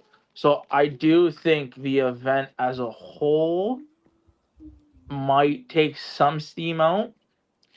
But I do think, while you guys said it would be Maya World and Mercedes, I'm actually going to go with the result in the Will Ospreay match.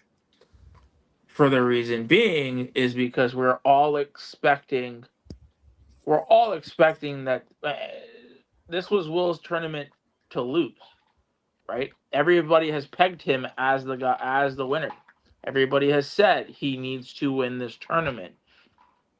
He needs to main event All In. He needs to win the World Championship this year. Well, how would it look if he doesn't win the Owen? What are the ramifications coming out of Forbidden Door if he does not win the Owen? So I think the bigger talking point, again, I don't think it's going to be one thing. I think it'll be more than one thing. But at the same time, I do think that if Will doesn't win, that's a pretty significant talking point, because it's then like, what do they have planned? Where are they going with all of this? Right? It's fair. I just look at it in that way, because again, I think we see, if Maya World wins, it's, to me at least, I don't think it's that shocking, because we know the story that they're trying to play with Mercedes, which is her evident downfall. And the story has been her losing these belts over a course of time. So, I mean, her losing it to further her deranged, crazy story arc, while yes, it would be an upset, I don't think it would be so much of a talking point, because, again, with the story that they're trying to play, it is in line. Will not winning the Owen and trying to find a different way into the main event of All In would be even more like his journey to the main event of All In, and it not coming easy, I think, is a bigger talking point, especially if, there's so many question marks around it. And we mentioned one on Simply Predicting. where's Hangman in all this? Where does the Hangman fit in all this now that he can't challenge for the World Heavyweight Championship ever again? Has he made, like, I was thinking about this throughout the day, like, that's a really big question mark, because you could play the story like, what happens again? Will doesn't lose because Hangman fucks him over, right? Like, there's I don't know. I would say that it'd be Will and the outcome of that Owen match, I think would take away the conversation now. Negative or positive, we don't know. Will people bash the shit out of Tony and say, "Oh, you don't know what the fuck you're doing," or will people do like what Jeff says? Let it like play. Don't go all willy-nilly on the IWC because you're pissy that you didn't get what you wanted. Let the shit manage your expectations.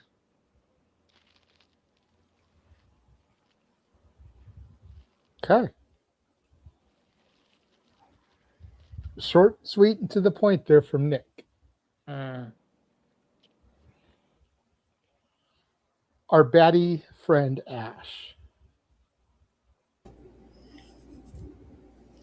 And we know you're going to say Zack Sabre Jr. beating Kenny Omega, but You think, but no. no, I'm just kidding. So one of them you touched on. So I have two things, and they both involve the women's matches. Maya World beating Mercedes in the Owen tournament final would be quite the headline. Same with the Starlight Kid beats Tekla, because the whole idea of, oh my God, this person from this other company got this company's title. That makes headlines, does it not? As evidenced by TNA people winning NXT titles? Or, sorry, Right, other way around. reversed it. Yes. I mean, would that not create headlines? Be like, we got this person from Stardom winning an AEW championship. And because this person is in a tournament, we might not see that title for who knows how long. And that's going to get people buzzing, especially in the AEW circle. It's fair. That's a pretty good shout, Ash. Not going to lie. Jeff? Oh, okay. We'll go to Charles next, then we'll work our way across. It's fine. I was just having issues trying to. I was on a different screen. This thing's. Oh, okay. Yeah, as far as the talking points, it's definitely going to come down to the Owen matches. So let me just say my own piece here. I do think those matches are going to be the talking points, depending on the outcomes. But I will say, for me, I'm heavily invested on if Kenny Omega and Zack Sabre Jr. can be fucking Kenny Omega and Zack Sabre Jr. in 2026. Kenny's not been the Omega for a while now, with being sick and having to take so much time off, and still not fully back at that level. As a hardcore, diehard fan, I'm invested in what those two do tomorrow. I'm heavily invested in the Owen tournaments. I'm mad almost at myself as a friend for not being invested in Max's match, because like I just don't give a shit about the 10-man clusterfuck. Like I really don't care. And that's not anything against anybody in the match. I'm just okay. Like it's gonna be a train wreck. I'd rather see him have a world title match and be the best fucking wrestler in the world that I know he is. So this train wreck of people, like they could say that for somebody else. You know what I mean? And the fact that him and Okada's first time in the ring together is as partners in a train wreck match pisses me off. Like it legitimately makes me upset. So with that, the fact that we're not getting the best wrestler on the planet and one of the greatest of all time on opposite sides, or even some sort of less crazy match, I'm looking forward to the wrestling of Swerve and Ospreay, of Omega and Zack Sabre Jr., of the women's final, of all of the other matches. They're going to put on a great wrestling show. That's what AEW does. The talking points are going to be if Mercedes loses, if Will doesn't win. As a fan, I want to see Kenny Omega go out there and go, I am still fucking Kenny Omega. That's what I want to see tomorrow. That'll be my talking point Monday morning. Is if Kenny Omega can go out there and prove that he's still fucking Kenny Omega against Zack Sabre Jr., who has become an even better Zack Sabre Jr. with each passing year.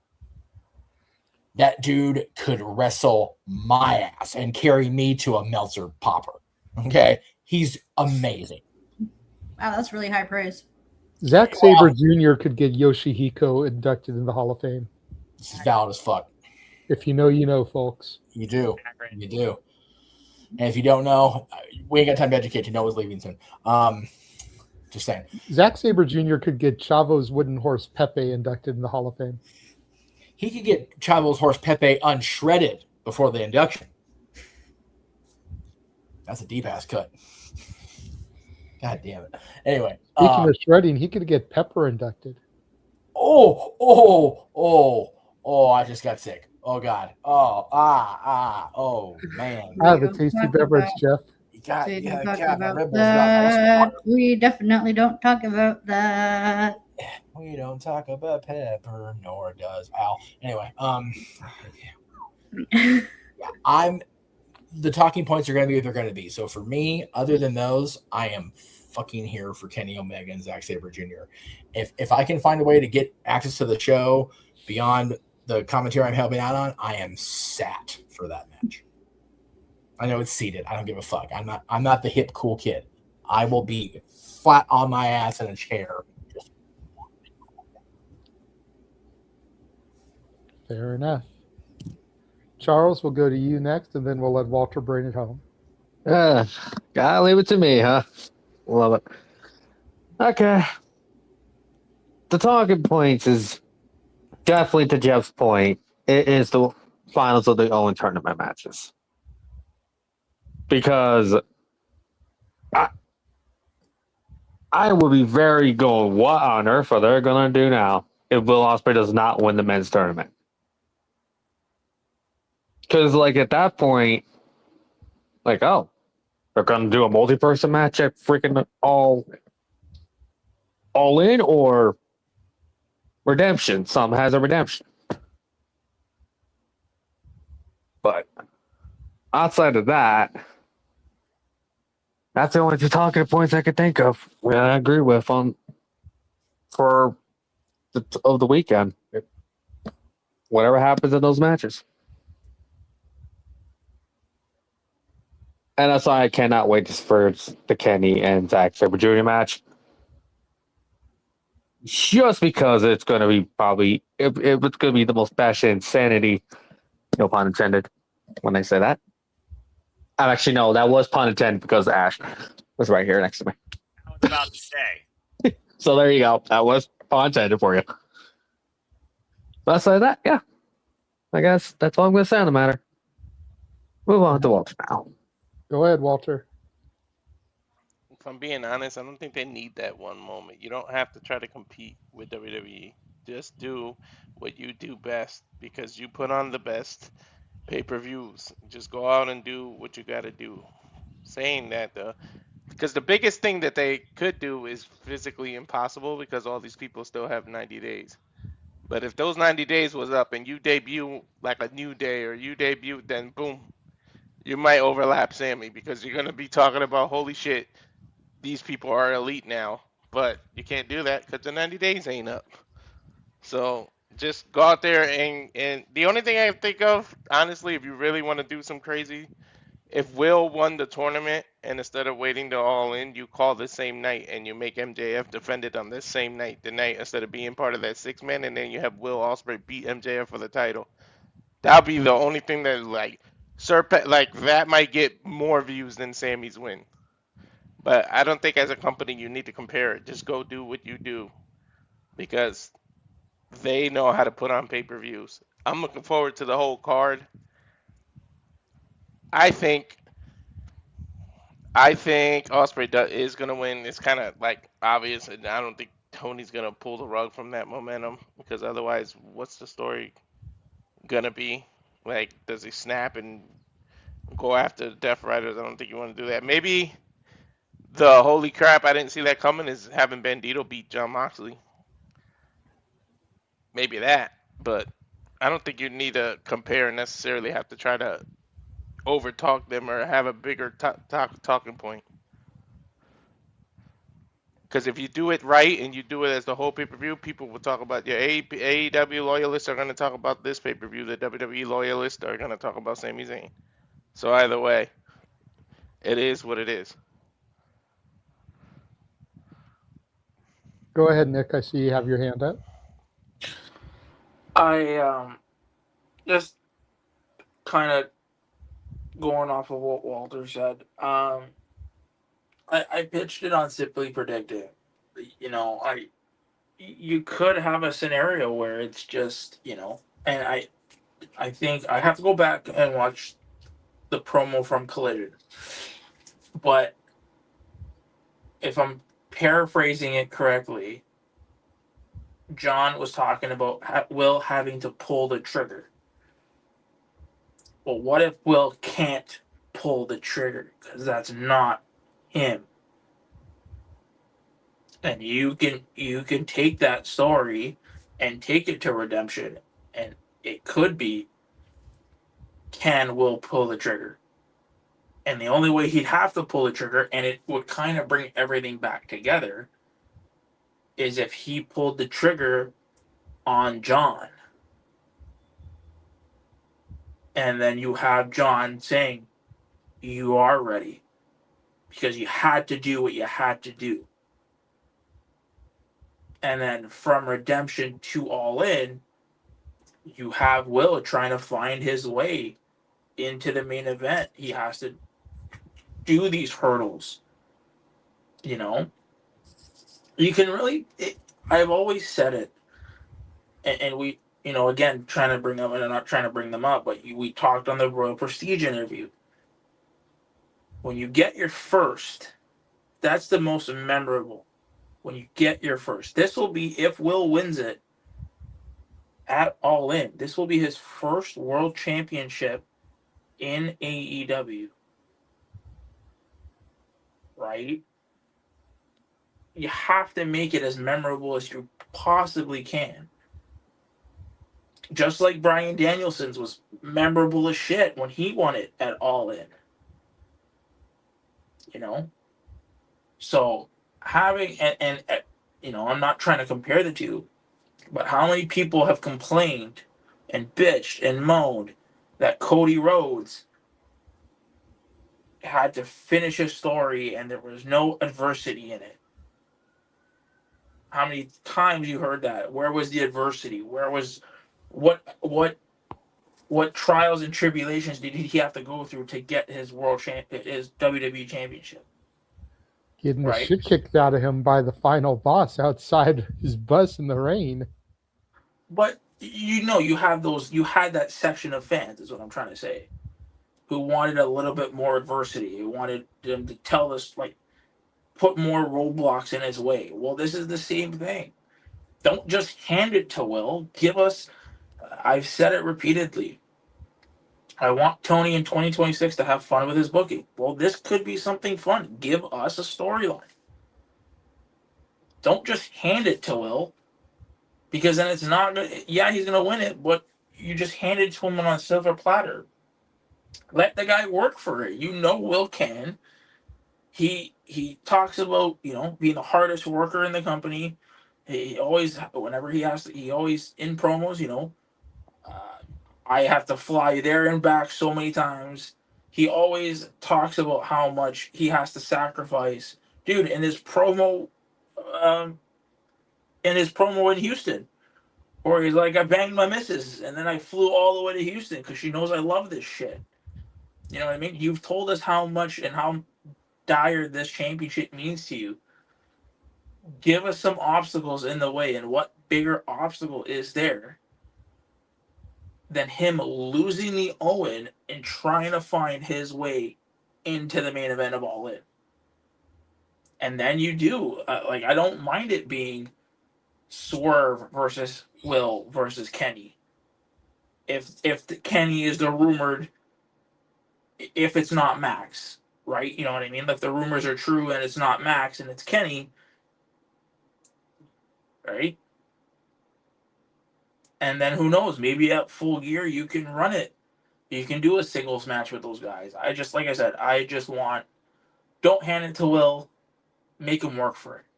Make him come from behind. Make him the underdog in this story to where we're all rooting for him. Not just, okay, he won it. Definitely going to win it at all.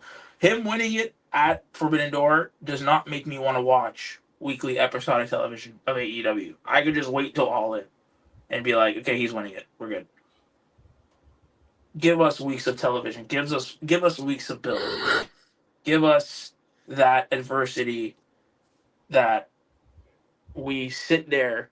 Because I guarantee you, I'm pretty sure if they give us this adversity and they give us this television where they're telling a great story with it, partnered with the amazing in-ring work that we know these guys can produce, you'd have guys like Noah, and not to call Noah out, but guys who, you know, like he said, I don't care. They're going to put on a great pay-per-view.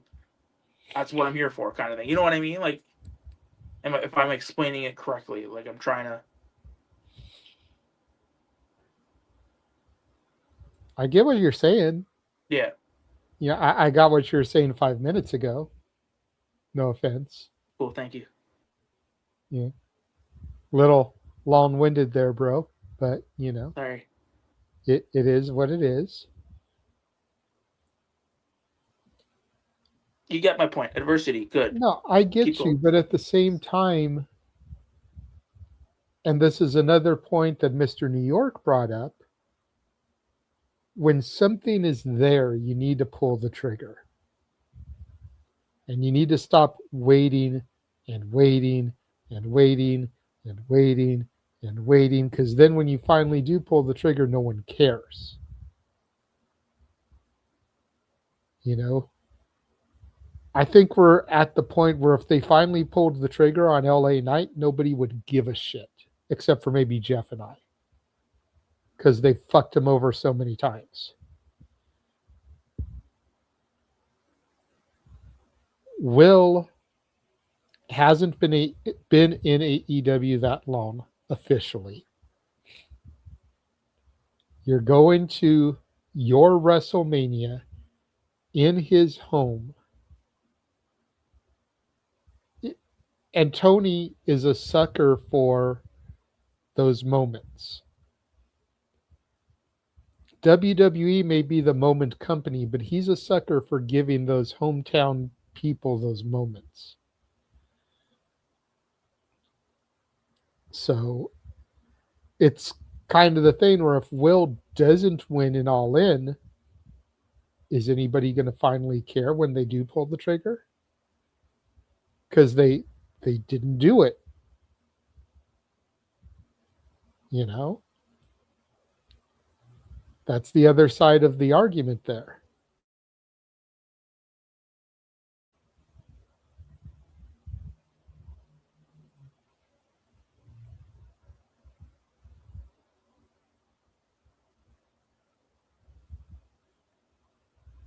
Well, if your phone's about to die, Nick, why don't you go onto your laptop? Just saying. Oh, good grief. People just don't friggin' prepare.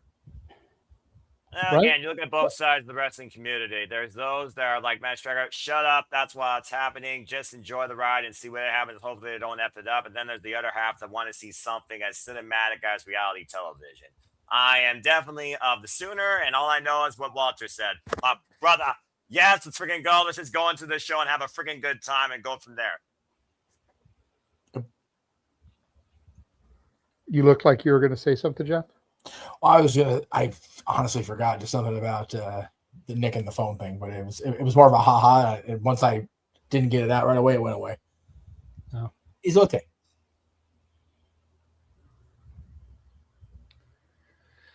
All right.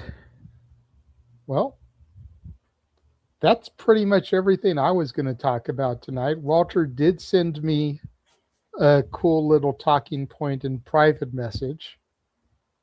So since it's so early, I will do it like this. If y'all are down for one more talking point, we'll run the trailer and come back and do one more talking point. If y'all want to wrap things up for the evening, we can save that talking point for next week and pray it's a slow news week. Well, I wanted to talk about the 50th anniversary or something if we can get to it, but we can definitely do that real quick, especially considering the fact that you and I were there for it. Right. But if there's a specific topic that Walter sent you, I'm down to go. I know Noah's looking to dip, so. Well, yeah, Noah's given us those extra 10 minutes back, probably because we were having good conversation. But yes, either that or just because he was so focused on what he was doing. I would love Noah's opinion on what I introduced you guys. Okay. Well, I saw That'd be Charles cool had if he his does hand it. up. Go ahead, Charles. I was gonna say, because I brought up the Owen thing. Jeff, didn't you say earlier during the coverage you want to talk about the Bret Hart thing? Oh, I did want to talk about that, but that's very, very negative, and I didn't want to end the show on a negative note. So if it would be brought it up, I mean, if we're not going to end the show on this, we're going to move on to the next topic. I just want to say I was just befuddled at Bret going out there on whatever interview he did. I don't even know how recent it was, calling Martha out for her bitterness toward the business, bitterness toward the fans, bitterness toward, everything has to do with wrestling. And I'm going, dude, how much pottier do you want to get, Kettle? Fuck me, man. Like, Bret needs to do what I have encouraged a lot of us and what Noah has driven home to us many years. Put the social media device fucking down. Just for a day and just not engage in it. I want so bad, and there's some Canadians in this room and in the green room, and I'm going to be nice. He should be remembered as one of the greatest all-around performers of all time. But every single fucking time we see him post Hall of Fame induction in 2006 just makes my brain bleed.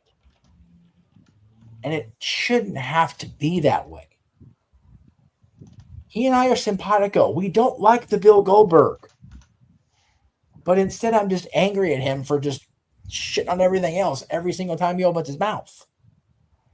The fact that any company is being allowed to preserve and honor the legacy of his brother, just shut the front door and enjoy it, dude. And I get it. There can be nothing that fills that hole in your quote unquote heart. Ha ha ha. It's a pun. It's his name.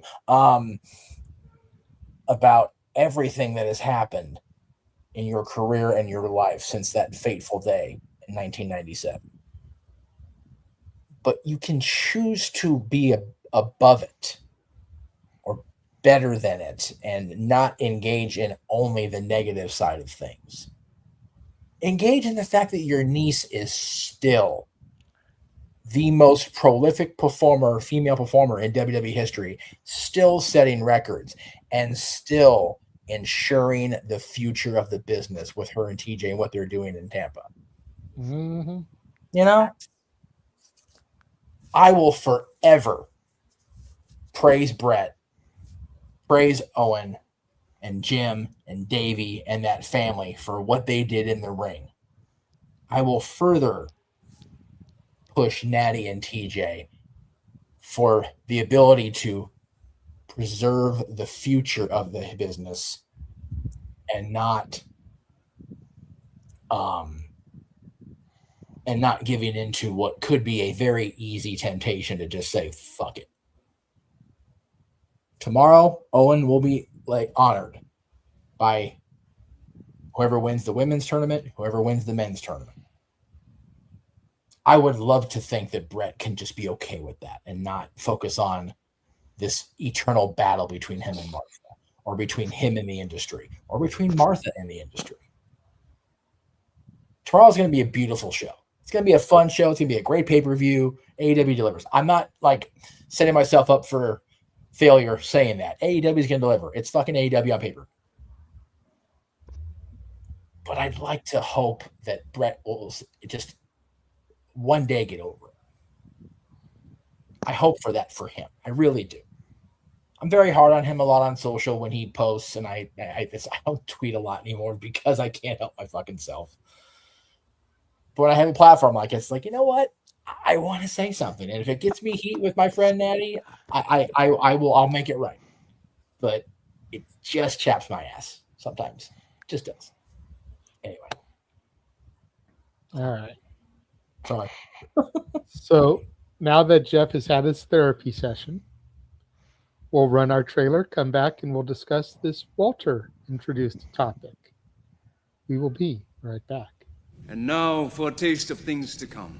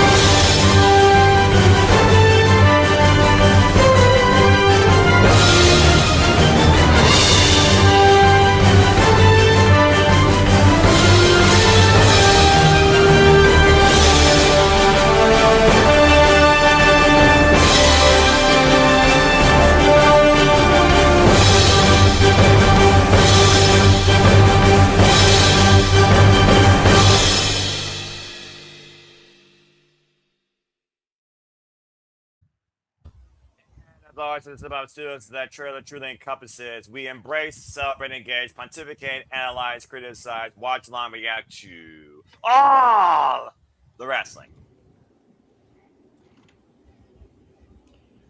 There we go. And again, to the 114 of y'all that are tuned in right now, we thank you. We are the Simply Reliable Studios, and just that's a taste of some of the offerings that we have here across our branded channels. You know, I know a lot of you right now are watching on the Aaron Rift channels, whether it's on X or YouTube. Make sure you go through and you subscribe to all of us. You know, we'll hit you up with the links again at the end of the show, but subscribe to N Foster 1916 on YouTube. Subscribe to Rage of Wrestling on YouTube. Subscribe to Rangers of Wrestling on YouTube. Subscribe to Batty for Wrestling on YouTube. Subscribe to the Casa D18 Studios on YouTube. As some of the stuff that you saw in that trailer won't be featured on the Aaron Rift branded channels. So you want to make sure you're following and subscribe to us at our other pages so that you can get all the wrestling, as Noah Foster put it. With that being said, Walter messaged me a few different graphics. And it looks like he sent me another photo, god damn it. Like, the hell, man. And the shit's small as hell, too. Like, Damn, I can barely even see one of them, bro. But let's just leave it the 4 you sent me, okay? Probably 620 by 480. Forgot to Jesus. maximize it or render the resolution. These are things that you do, of course, in a photo editing thing or Microsoft Word if you don't have like Adobe Photoshop. But again, that's just IT talk.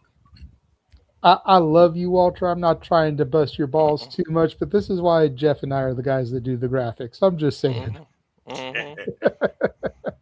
Or me What- and my little trick. So we'll let Walter introduce the topic because he's the one that brought it to me, and then I'll start running through the graphics here. Go ahead, Walter. So I sent him 4 different graphics of people winning the first time that they won the main title of said company that they won it in. And I said, which one do you think is either the more momentous occasion in terms of the wrestling industry or just your personal most emotional one? And the 4 options he gave me were the boyhood dream coming true for Shawn Michaels, Mick Foley on Raw, Darby Allin, and then today, Sami Zayn. And then I'm not going to share the images that he just sent me because, like I said, they're so tiny and everything. But then he also threw in at the last minute Daniel Bryan at WrestleMania 30 and Kofi Kingston. So add those 2 to the mix as well. Like I said, I'm just not going to bring those images up. Yes, Jeff. What is the actual question? What do you personally feel was either the more impactful one towards the wrestling company or just your personal emotional one? You can go either or both. Sorry to put you off, but can I make a correction on the Bryan Danielson front? I know that's the not the first time he won the world heavyweight title. The first time, I know. Sorry, I'm pick here, but that was a good moment too. By the way, and what No, it I went know. to. But yes, WrestleMania 30 is the bigger moment, obviously. So yeah, I get why you went there instead. America on Bourbon Street. Hey, SummerSlam 2013, Money in the Bank screw up or not, for me. But anyway, I digress. Go ahead. But we'll go to Noah. What the match was, I mean, I'm on Jeff with that one because that match proved John Cena could actually wrestle almost with Japanese strong style. Damn it. That match was I will so say this for that match. When I watched it, when Brian got cashed in when Brian cashed in, this is what I did. I got my pencil in my hand. I'm like, fuck this company. I was waiting to host an after party at the Hooters down the street. I had to get calmed down by some staff members. Not pretty. I went off. I said, F Randy Orton, F Triple H, F this company, F this pay-per-view, F everything. Ash, Look, I heart applause you. Look, I am a Randy Orton shooter. Have been since 2002. Even I said fuck Randy Orton in that minute. And then You were I there, let it come down, and then I said, okay, let's see how this plays out.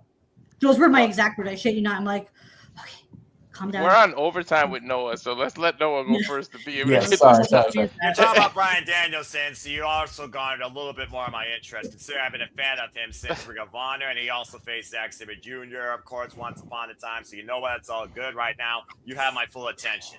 So good. Sorry. Agree. Go watch the one in Osaka. Again, agree. And Wrestle Dream. Watch Anyway. both. No, you watch both. You watch Wrestle Dream and Osaka. Do you know who you're talking to, young bat? Not you, the people watching. All right, fair enough. 115, Noah. Jesus. Ash, just Hello, Aaron Woods. I love Ash, her this is passion. what you're going to get out of me on Shenanigans. And I expect the same thing out of you But when we call for quick Minute intro. Door tomorrow night. But nonetheless, to the probably blinder of an audience that might actually realize there's more to wrestling than yes, folks, it's real. It's damn real. Anyway, Walter, your conversation. Personal emotional impact or industry impact. Let's see. The Boyhood dream has come true. I mean, again, there's a reason why Shawn Michaels is garnered one of my all-time favorite professional wrestlers / entertainers of all time in this business. Whenever people talk to me about wrestling, the First name I bring forward is the Heartbreak Kid, Shawn Michaels, Mr. WrestleMania Pyramid, still should win at 25, and I will die on that mountain. Double period. But yeah, Mick Foley, before I knew the whole thing about 83 weeks, the war, it felt interesting. But did I think that it was something major overall? It felt like one of those things where it's like, okay, that happened. What are we doing next? Oh, all right. And then we look towards Daniel Bryan. Yeah, Jeff, forever, SummerSlam. But 30 was a cool thing. It told a story for the night, the start and the end, and freaking overkill. But it is what it is when you're trying to literally foretell somebody that was always rated as a B-plus player that could be the face of the business, basically Triple H being the new modern-day Vince McMahon at the time, and a crooked referee not named Earl Hebner, although he was always a bit controversial, with that crook Scott Armstrong, whole different conversation. But I enjoyed what 30 did with that to a degree, I'm not going to lie. And then I saw the aftermath. But that's a whole different conversation. Now, you go all the way forward to Kofi Mania. I say what I say. The biggest moment of the night was the inspiration, or excuse me, the Iconics, which I was the only one that called, by the way, so left the entire No DQ family and galaxy for thinking I was crazy. Haha. That they won the Women's Tag Team Championship, the only legitimate women's tag team in the wrestling business, and WWE at that time. Still to this day, more bigger to me than Kofi Mania, and they screwed both things up. They just screwed up the women even more. Then again, they've always done that. As far as, let's see, the other one, Darby Allin. Darby Allin is very interesting because I keep calling Darby Allin AEW's icon, much like Sting was WCW's icon. And here is Sting passing off the proverbial torch to Darby Allin, who's lived and died 6 or 7 times to live in the moment and literally lives life on the edge of a lightning bolt every day because he wants to see what he can do now versus what may not come later. I think Darby Allin, for especially me that's followed AEW since day -1, when it was a fever dream, thanks to All In, when I was looking for something different in the business that wasn't the Fed and Ring of Honor and New Japan had me on by a thread, but thank God so I can go to NXT at the time. I think Darby Allin was really cool and really special when he was also endorsed by not only the past, but the present and the future, as everyone gathered at that time. And then the run of his life, the ride of our lives, where he defended it against so many different opponents through violent, passionate, differently defined demeanors. It was really cool. And I think about, again, emotional impact versus the industry. I'm not one that looks at the profit, the money, the figures, or the ratings. I look at what happens right at that time and what follows. And what Darby Allin did, no one's ever done in the professional wrestling business, damn it. So Darby Allin right now, just maybe recently biased, definitely sticks out for me. But Bryan Danielson winning at All In is probably a close second, considering how special that was in front of his family and his kids. And the American Dragon being a world champion one more time. Fuck yes, that's professional wrestling, damn it. So, emotional, biggest impact, it's going to be, as a kid, Shawn Michaels, because Shawn Michaels is my all-time favorite. In the modern day, it's Darby Allin or Bryan Danielson. As far as industry, when the Heartbreak Kid sent Marty Jannetty through that barbershop window went into business for himself, he redefined what it meant to be a top-tier star in this business before he got the moniker Mr. WrestleMania that followed him for the entirety of his career, all the way to retirement. So, industry, Shawn Michaels. Personal, toss between Bryan Danielson et al. And Darby Allin winning the AEW World Championship and the run that came from it. Based on your list. Now, let's see what they do with Sami Zayn, because, yeah, that's the biggest WTF since Jesse James beat Stone Valkyrie for the NXT Women's Championship. But the fact that he did in front of his culture, in where he could be as mean of a bastard here and as whiny as a ginger as he wants, but he's almost pretty much worshipped more than the freaking prince over there. I think that's a once-in-a-lifetime thing that Sami's going to never feel again. And I think that's going to be a lasting impact, not just for anyone that's been a fan of a generic calling it bygone life or Sami Zayn, but anyone that's been a fan of this business. That stands out on its own for the testament of time, in my opinion.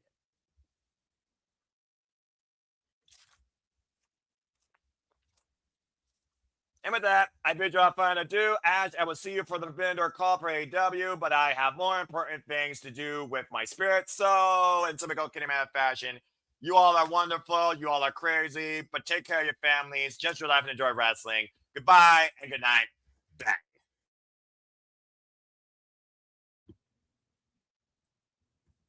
Sleep well, brother Foster. Sleep well.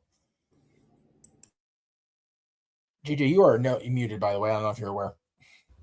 And then there were 5. There we go.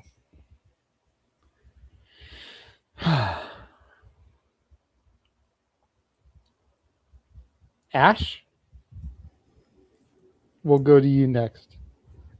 I would have gone ladies first for the topic, but Noah did need to get out of here, so. Yeah. So for the whole Darby Allin one, I can't really comment on because I haven't watched any of the reigns because I wasn't watching Dynamite. All I can just go off is from what my friends were saying, and go off of what my friends were saying about his title run.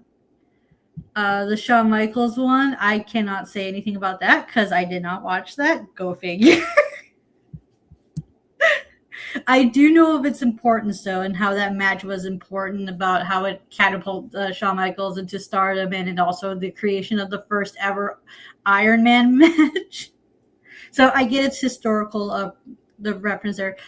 The Mankind one, I'm not sure. See, this was very tricky for me because I can't remember if I watched it or not because my memory of because certain childhood memories of mine are like a little cloudy, foggy, whatever it is. So I was like, I could be misremembering, or because there are certain things where I can't recall if I watched it or not, and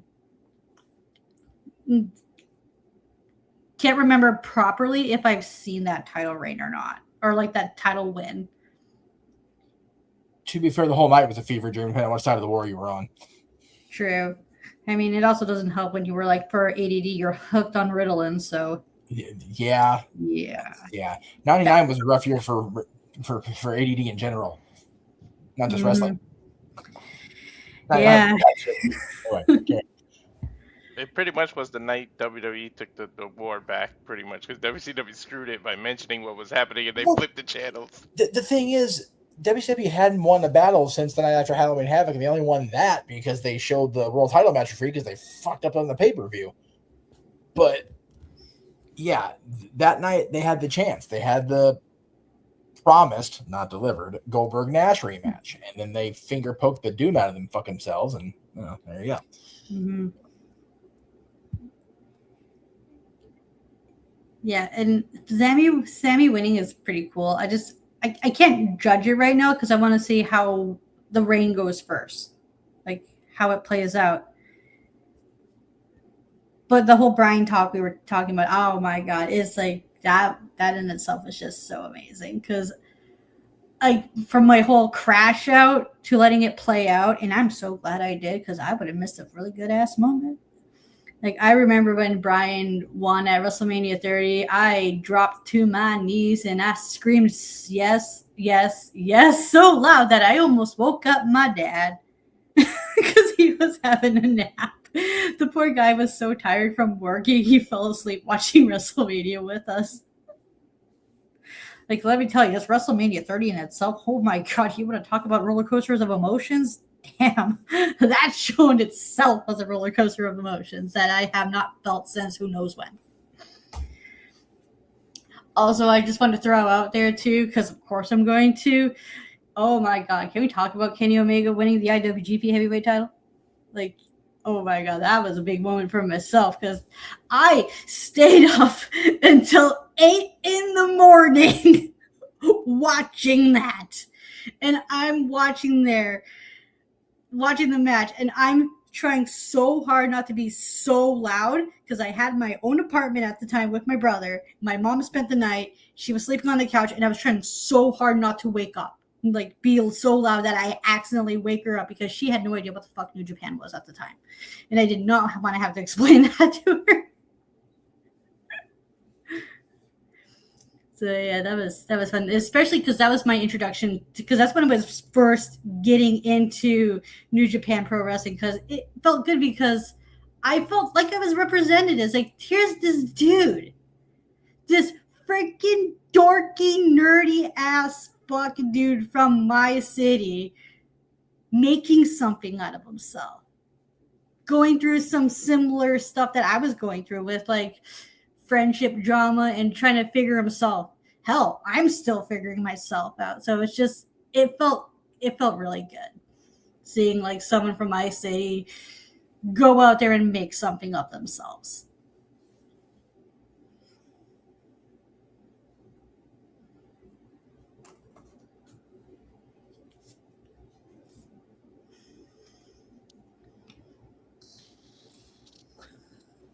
Can get down with that. I have to keep remembering I'm muted because I'm working on something on the other tab while everyone is talking. So You're good.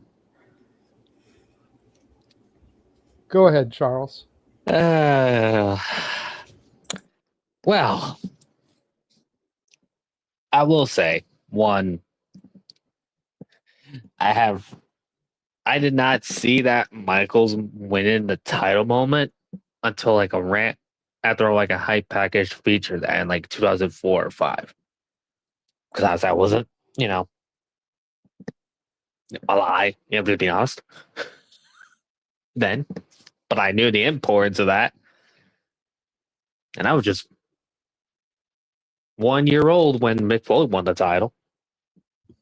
Pardon the other guys in this room as we crack our necks and stretch our backs back out and dye our hair back from gray. You fucker. Anyway, carry on. Sorry, Jeff. Sorry, Jay. Sorry. Look, I have to be honest here. Come on. No, you're good.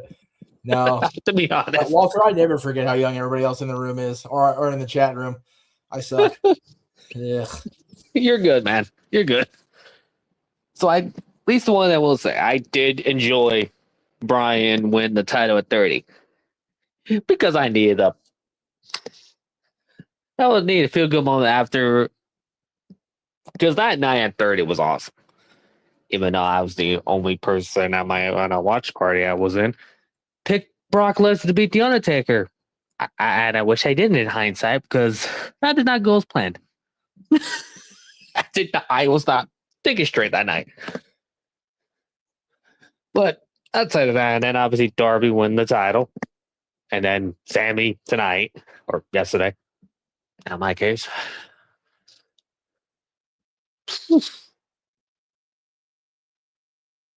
My brain's stumped. But overall, Brian win the title for is my personal number one for me. So I could take. Meacham. This is hard for me because I'm not the oldest guy in the room, but I'm the oldest wrestling fan in the room. You know what I mean? Like I've been watching. Walter, when did you start watching? Let's see. Like 4 years old, so like 86. Oh, okay. So you've been watching longer than me. I take that back. Yeah. Okay. 85. Okay. So impact on the business wise, I have to go with Mick Foley. Like, and it's horrible the reason it impacted on the business so much because it was WWE's opportunity and they just spoke their downfall into existence. So it kind of was what it was. Personally, emotionally impactful, like all of them except Shawn. And it wasn't that I wasn't a Shawn Michaels fan. I just, in 1996, I was WCW guy. Even before the NWO started, I was more of a WCW fan than a WWF fan at that point. But Mick winning it was super cool. Like I said about Brian, him winning it at SummerSlam, even though it was brief, was amazing. The moment at 30 was what it was, but had he not gotten hurt, it could have been a different story. and then him winning it all in with the Final Countdown song, with Brie and the kids at ringside, just fucking wrecks me every single time now. I can't watch it without because that's my friend and she's my friend and it's a thing.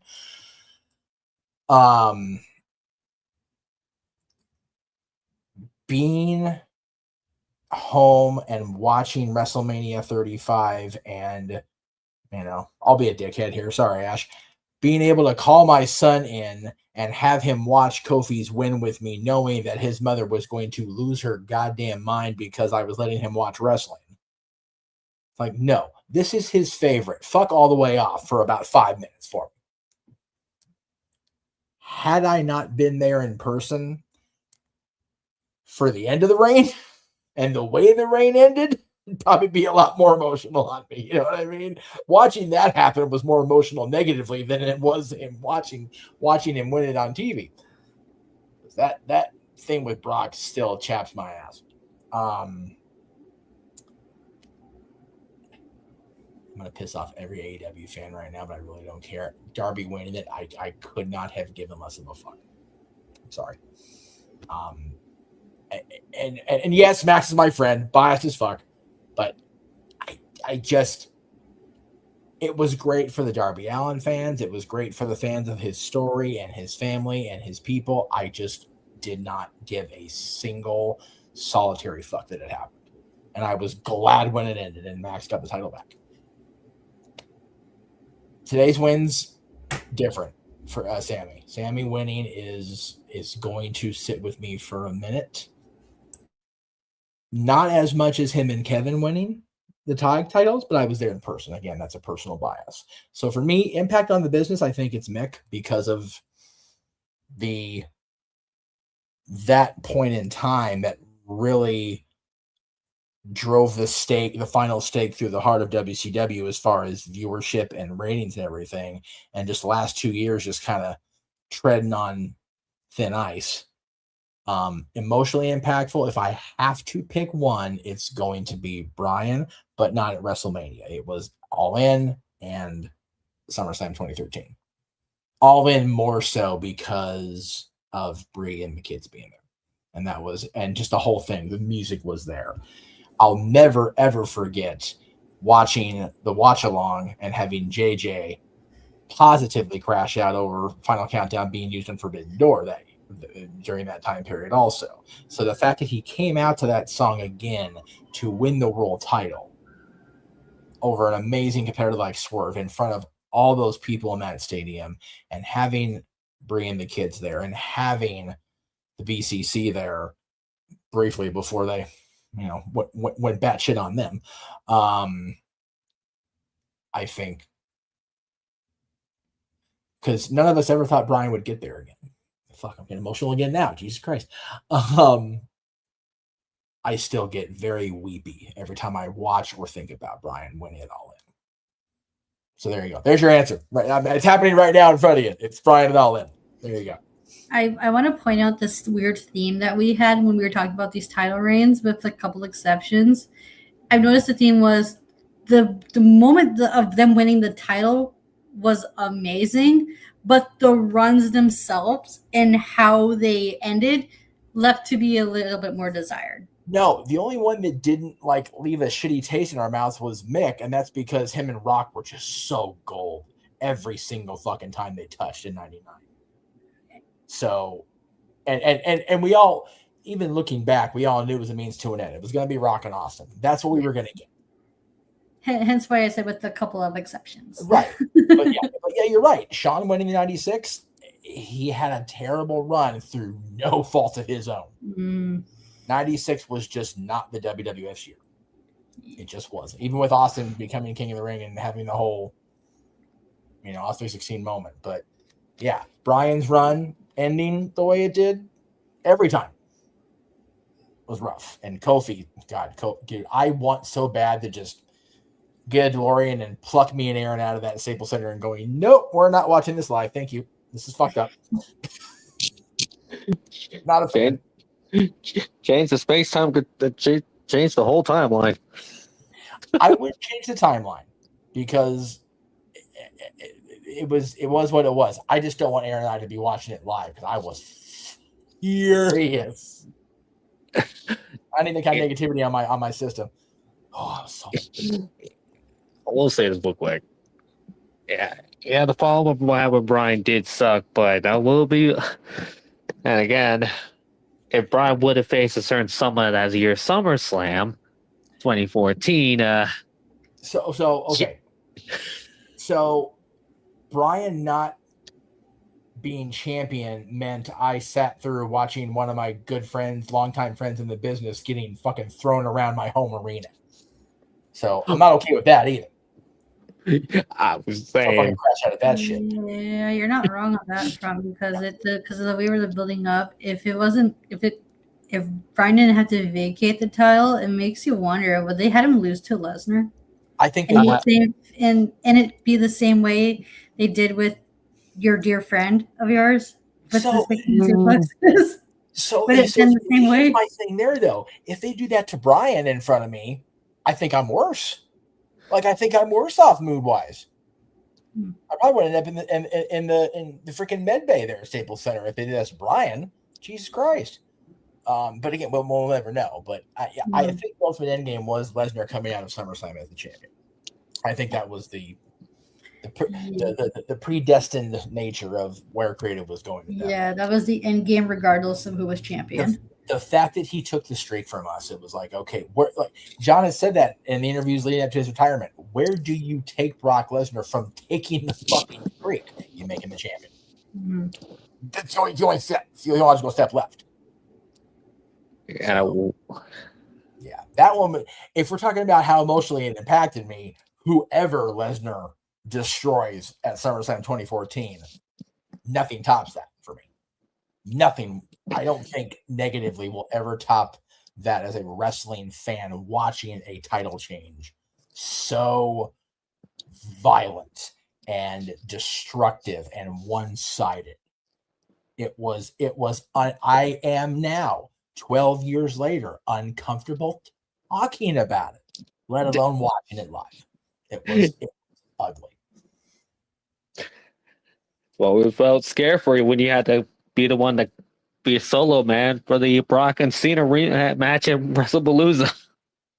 Yeah, I was on with I was still on the calls at that point. I was very mad at having to take the booking for that.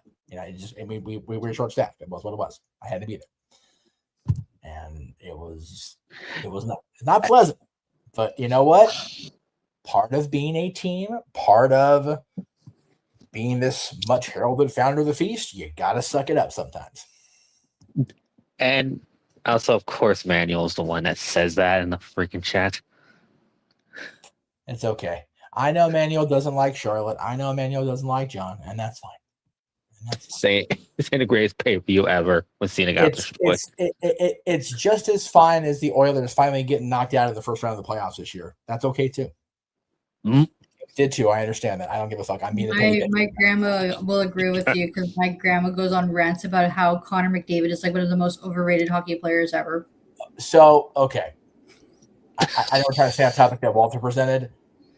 Connor's fucking amazing. He's an amazing hockey player. He just has the wrong colors on. Yeah. I have no room in this conversation.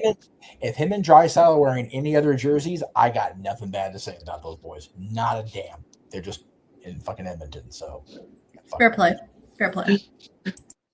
Anyway, I'm sorry, Walter. I didn't mean to hijack your thread with Stanley Cup playoff talk. I apologize.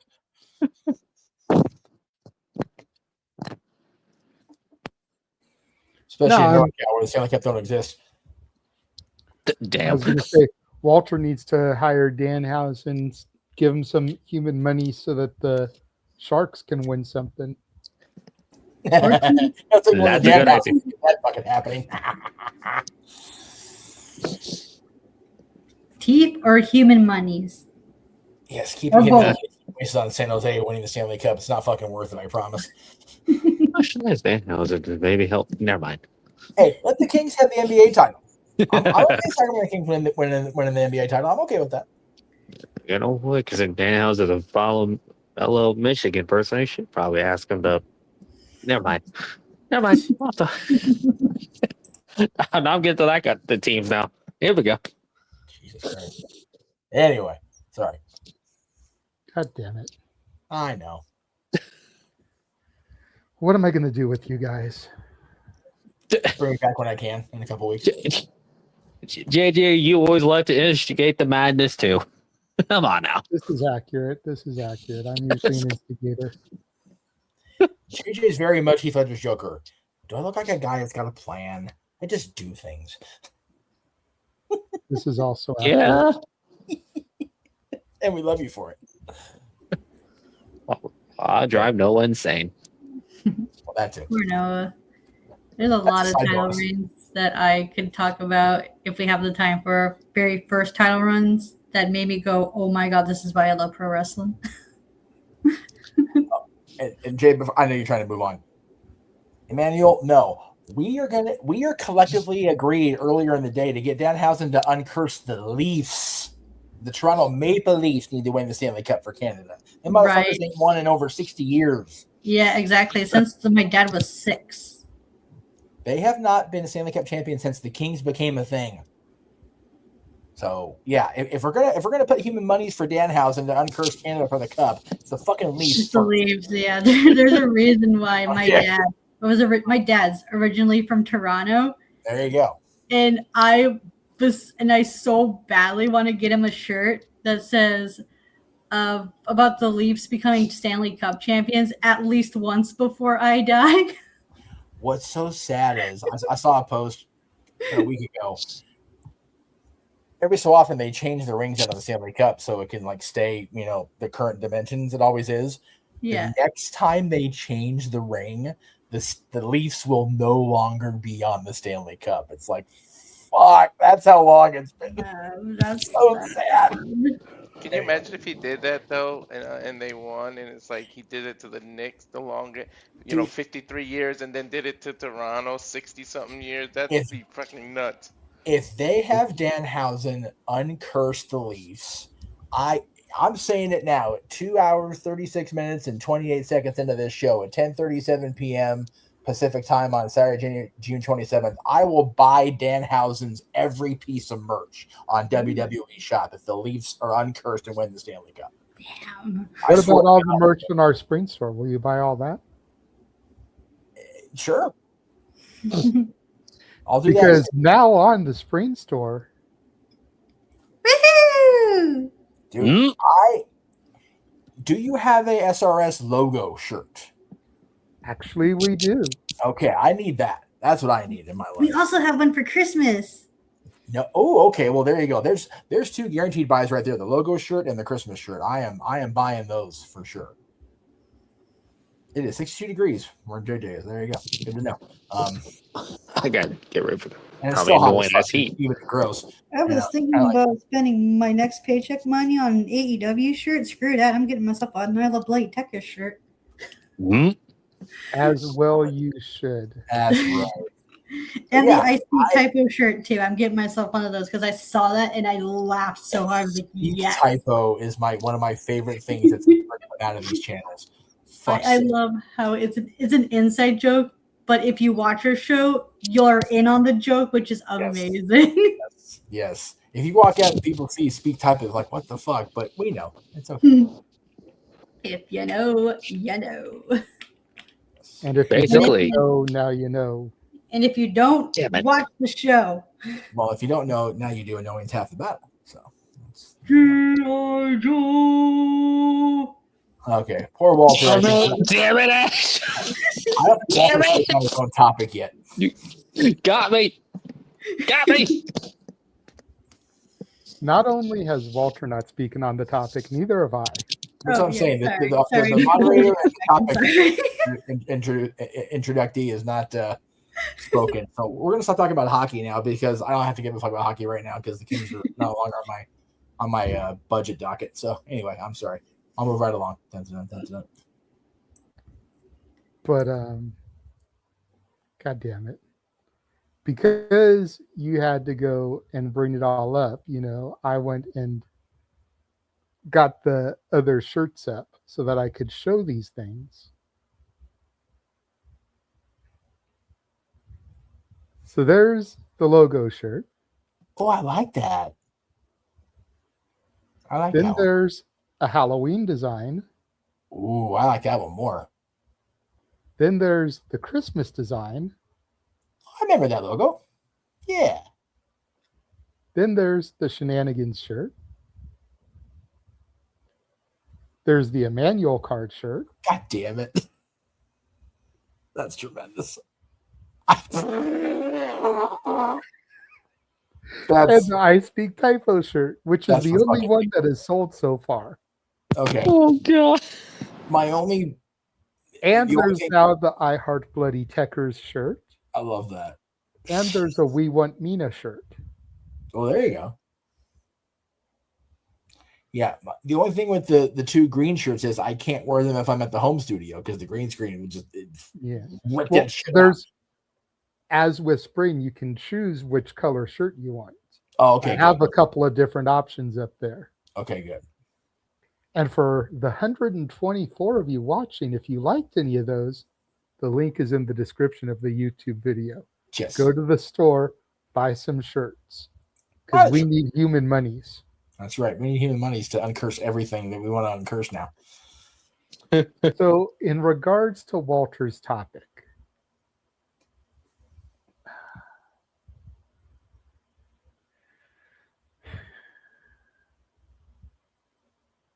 for me, the most emotional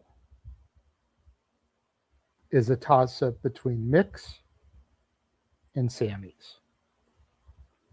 As far as the ones that were named off and given as options. And people are going to be like, oh, well, it's recency bias with Sammy. It's recency bias. No, I saw this motherfucker in a mask 21 years ago. I got to know the guy behind the mask before y'all knew what the fuck he looked like without one.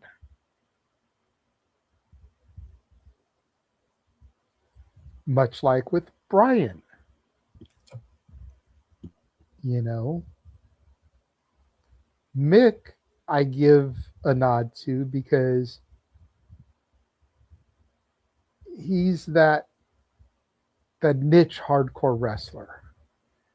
He was that fat, out of shape guy that was always told no. You know, much in the same vein as what would become with Benoit, Eddie, and there's two more you definitely could have added to this fucking list, Walter. I'm a little bit disappointed in you. You didn't have Eddie. That's valid, yeah.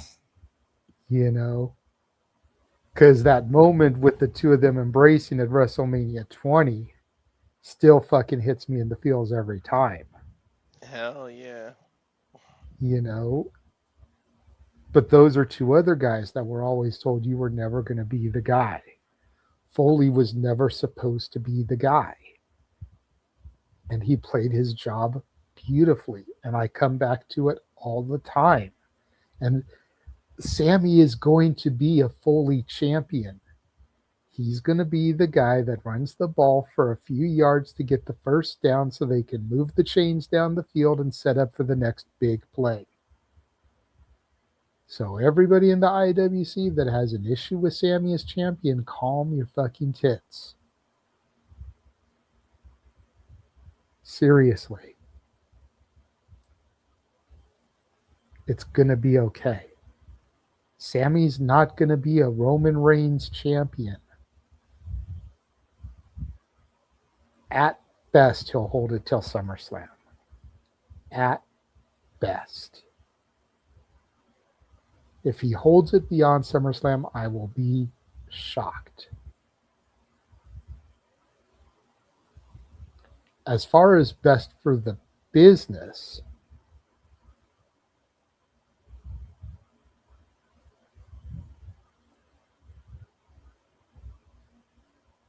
I got to give it to Mick.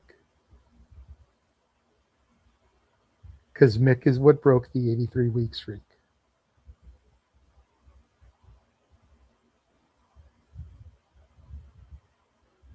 It's what it was. Mick was that game changer, to take a phrase from one of my favorite indie promotions. And, maybe the streak had been ended beforehand, but regardless, it was that really kind of was the final nail in the WCW coffin, like was said. So that's my take on it. Walter, it was your topic. Bring it home. All right. Now I witnessed all of them, not in person obviously, but I'm old enough to have witnessed all of them, been a fan long enough. So in terms of impactful for the business, I'm going with Shawn. Even though Bret Hart had the title before him, obviously that's who he beat. I feel like after Shawn won it, Vince looked at things through a different lens and say, okay, maybe you don't have to be 6'6", 6'7", 303 pounds, Jack, to be the head of my company. And I feel like the Benoits, the Eddie Guerreros, and all this, without Shawn getting the ball at that time he did, never would have been trusted to run the company, because that looking too small thing was really a precedent of in the history of wrestling.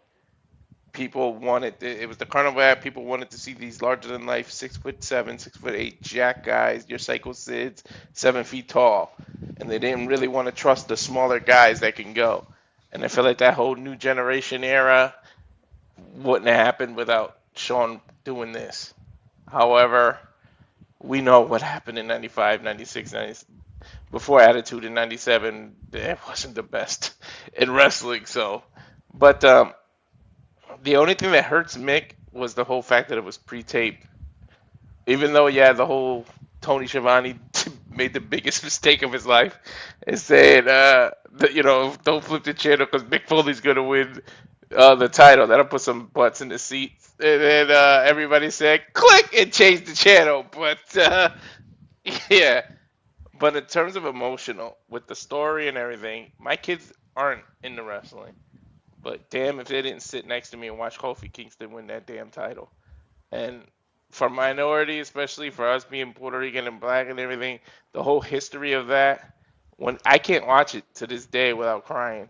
I can watch Shawn, and Shawn's one of my favorite. He's my number 2. Undertaker, 1A I could say, because Undertaker, or 1A and 1B, because Undertaker and Shawn are just, sometimes I even flip-flop, but those were my 2 growing up, because I love Shawn even when he was part of the Rockers. I had his damn toy where you squeeze his legs and let it go, and he does the drop kick. I had all that. Like, I'm aging myself with that. I remember that exact Hasbro figure. Jesus Christ. Wow.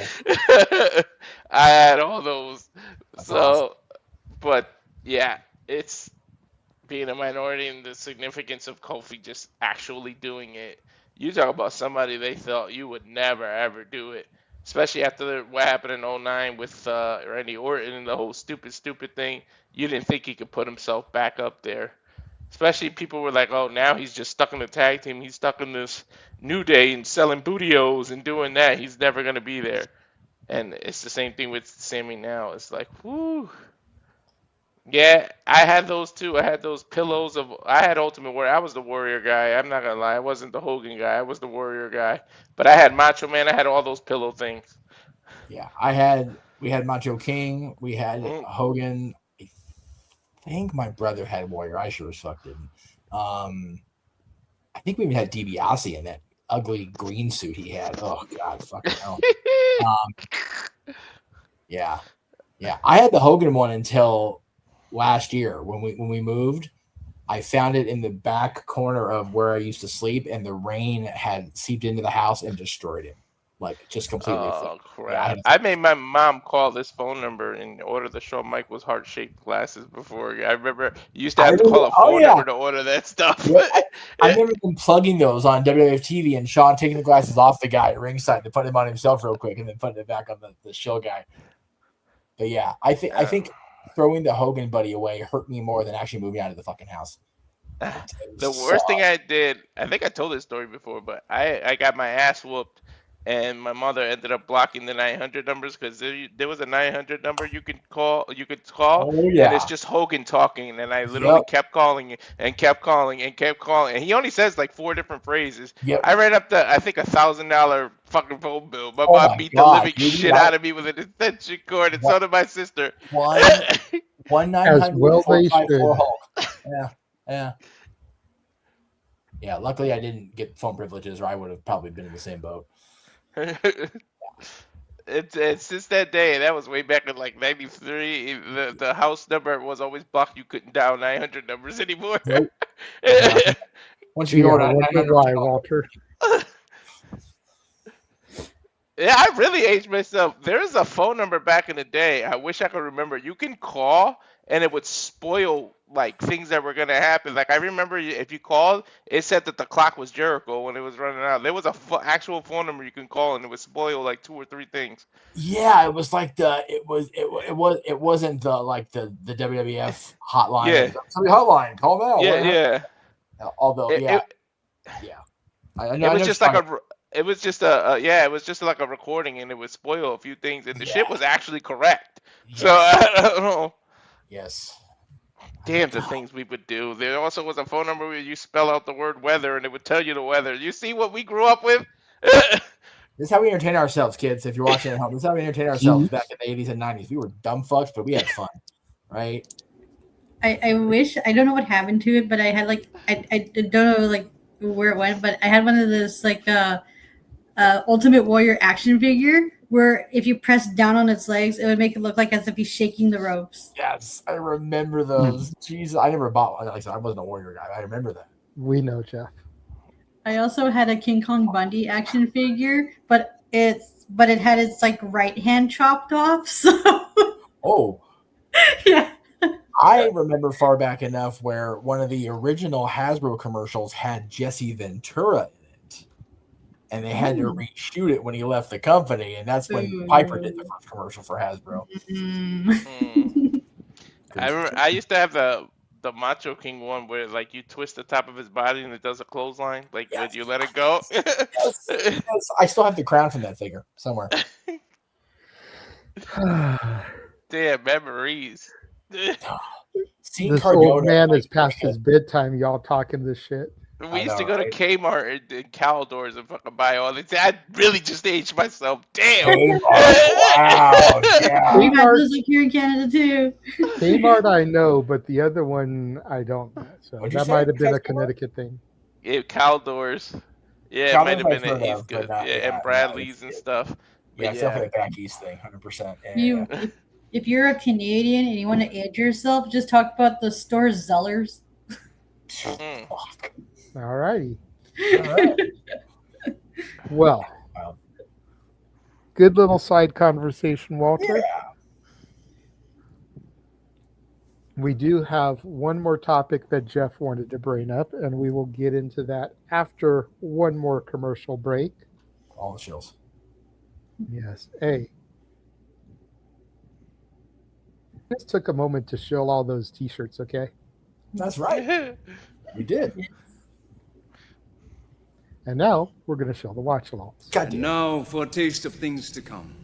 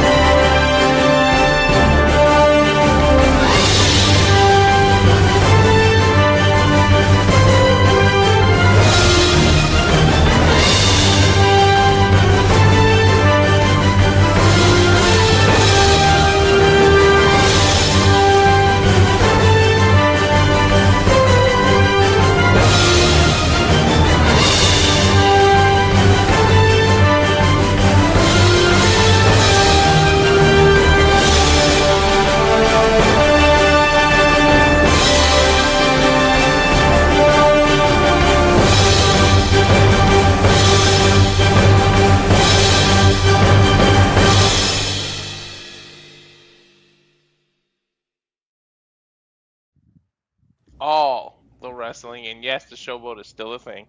It's fucking wild to me. Like I remember my dad going to the showboat back in the day when he went on vacation. Holy shit. I've only Sorry. been in Atlantic City twice or once. Once, I think.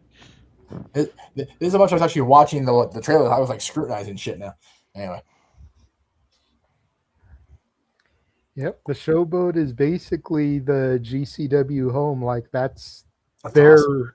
ECW arena. Okay. Wow. God. Yeah, the showboat's been there forever. Anyway.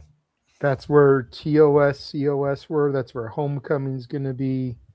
That's their primary East Coast home. And then they do Homecoming LA because LA's become kind of like their second home. Like I think it was Tracy Lawrence song, now that my second home's become my first. Right. Yeah, that's fair. Because they come out here like 5 times a year now. They were here in February. Yep. They were here in April. They're here tonight. They're going to do Homecoming LA, which will probably be September. Yeah. They'll be back here for December. There you go. LA is the only market they hit as much as Atlantic City. Yeah. I got to get to at least one GCW show before I lose the ability to go do those shows, whatever that may be. As long as finances aren't in the crapper, I plan on doing Homecoming. Okay.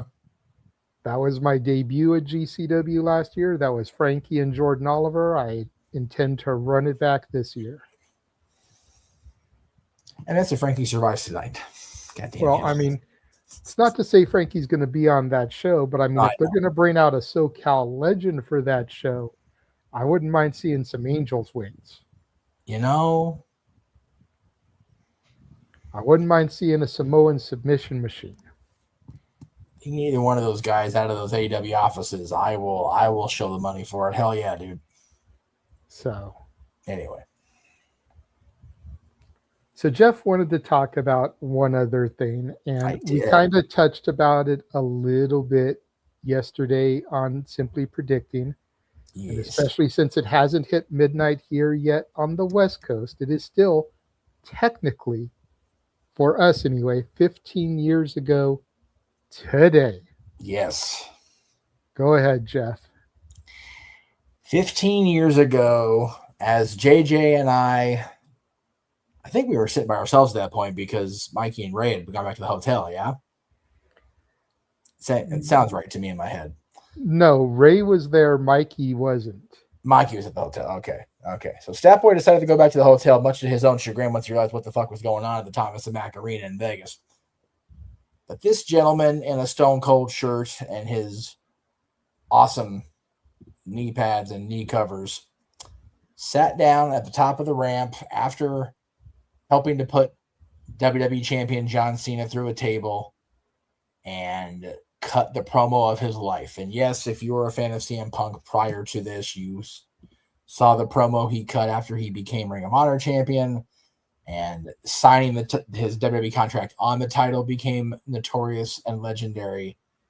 But for us sitting in the Thomas and Mack Center and folks like Aaron who were at home watching their website crash around them at the impact of this moment, we knew then it was special. We know now it was more than special. Every seemingly shoot off the cuff interview, promo, discussion, whatever, all looks back at this and goes, thank you for the allowance to go this far off the beaten path, at least in my opinion. You had this guy who was actively having his contract run out at the pay-per-view, 2.5, 3 weeks later, whatever it was, July 17th, and this is from June 27th of that year, breaking the fourth wall, mentioning Colt Cabana, who had been let go from WWE, mentioning Ring of Honor, mentioning New Japan, bringing up Brock Lesnar, bringing up Paul Heyman, who was sitting, Paul Heyman was not discussed on WWE television, other than in whispers at best.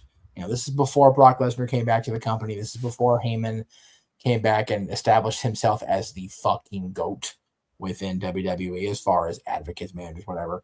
Punk was told, speak your piece. Air your grievances. And he looked right at Vince that you do not want me to air my grievances. You don't. And he just kept going. It only was stopped because he was going to dip into the anti-bullying campaign, which was obviously horseshit in his eyes. But he laid into Vince McMahon, and he really laid into John Laurinaitis, which made me a CM Punk fan for life, because of shit that happened that summer. And I just wanted to, I'd like to play the clip. I'd like to read the promo, but I can't cut it the way Punk cut it. I don't want to undermine the impact of it by, doing a lesser than impression or a parody or whatever. I just wanted to remind people that it's been 15 years, but it's only been 15 years. That's how it feels for me. It feels like it happened yesterday, and then I go, no, it was a hard 15 ago. A lot of shit has gone down. Let AI read it. I would rather cut it myself, let AI read it, but no. Yeah. Just no. No, because AI will fuck up some of the words and the way you phrase things. Yes, it would. So I would like to read it, but no one wants to hear that. Well, and his doofus son-in-law. Yeah, doofus son-in-law. What's so funny is, after I'm gone, you're still going to pour money into this company. I'm just a spoke in the wheel. The wheel's going to keep turning. I understand that. Vince McMahon is going to make money despite himself. He's a millionaire who should be a billionaire. You know why he's not a billionaire? Because he's surrounded himself with glad-handed, nonsensical douchebag yes men like John Laurinaitis, who's going to tell him everything he wants to hear. I'd like to think that maybe this company will be better after Vince McMahon is dead. But the fact is, it's not. It's going to be taken over by his idiotic daughter and his doofus son-in-law and the rest of his stupid family. Mm-hmm. Okay. For all the bandwagoners of WWE Creative is shitty right now, that last sentence is just like, yes, they're going to eat on that, right? But when Hunter was first handed that baton, I mean, the creative since 40 up until late last year has been unbelievable. And the fact is, Punk came back to the WWE when Vince McMahon's presence was dead. And it was Hunter that brought him back. So I think it's poignant that this promo was so impactful and he held absolutely nothing back and was still able to come back and still able to do the things he never got to do. He main evented WrestleMania twice now.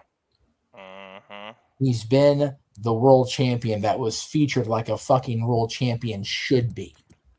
Not playing second fiddle, with all respect to John and all respect to Dwayne Johnson. Punk as a WWE champion playing second fiddle to that feud is what cracked on him. And we have people who are still mad about it to this day. I'm friends with someone who is. Every time he mentions about something that gets me mad, he's like, yeah, Rumble 2013. And he's like, shut up, Ash. No. So Rumble 2013 almost got me kicked out of Greg Cherry's house because his wife at the time was such a Rock fan, and I was up his ass about that. And she almost made me sleep on the porch in January in Pennsylvania.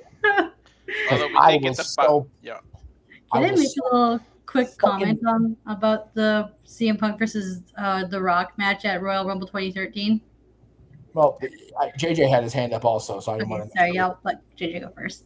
I didn't want to make sure he didn't... I don't remember what I was going to say. Oh, I'm sorry. Did I make you lose your train of thought?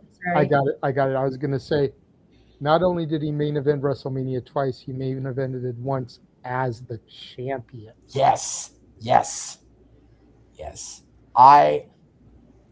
I look back at the Vegas promo now, and I think of what's happened when he went to AEW and again, I'm in Vegas.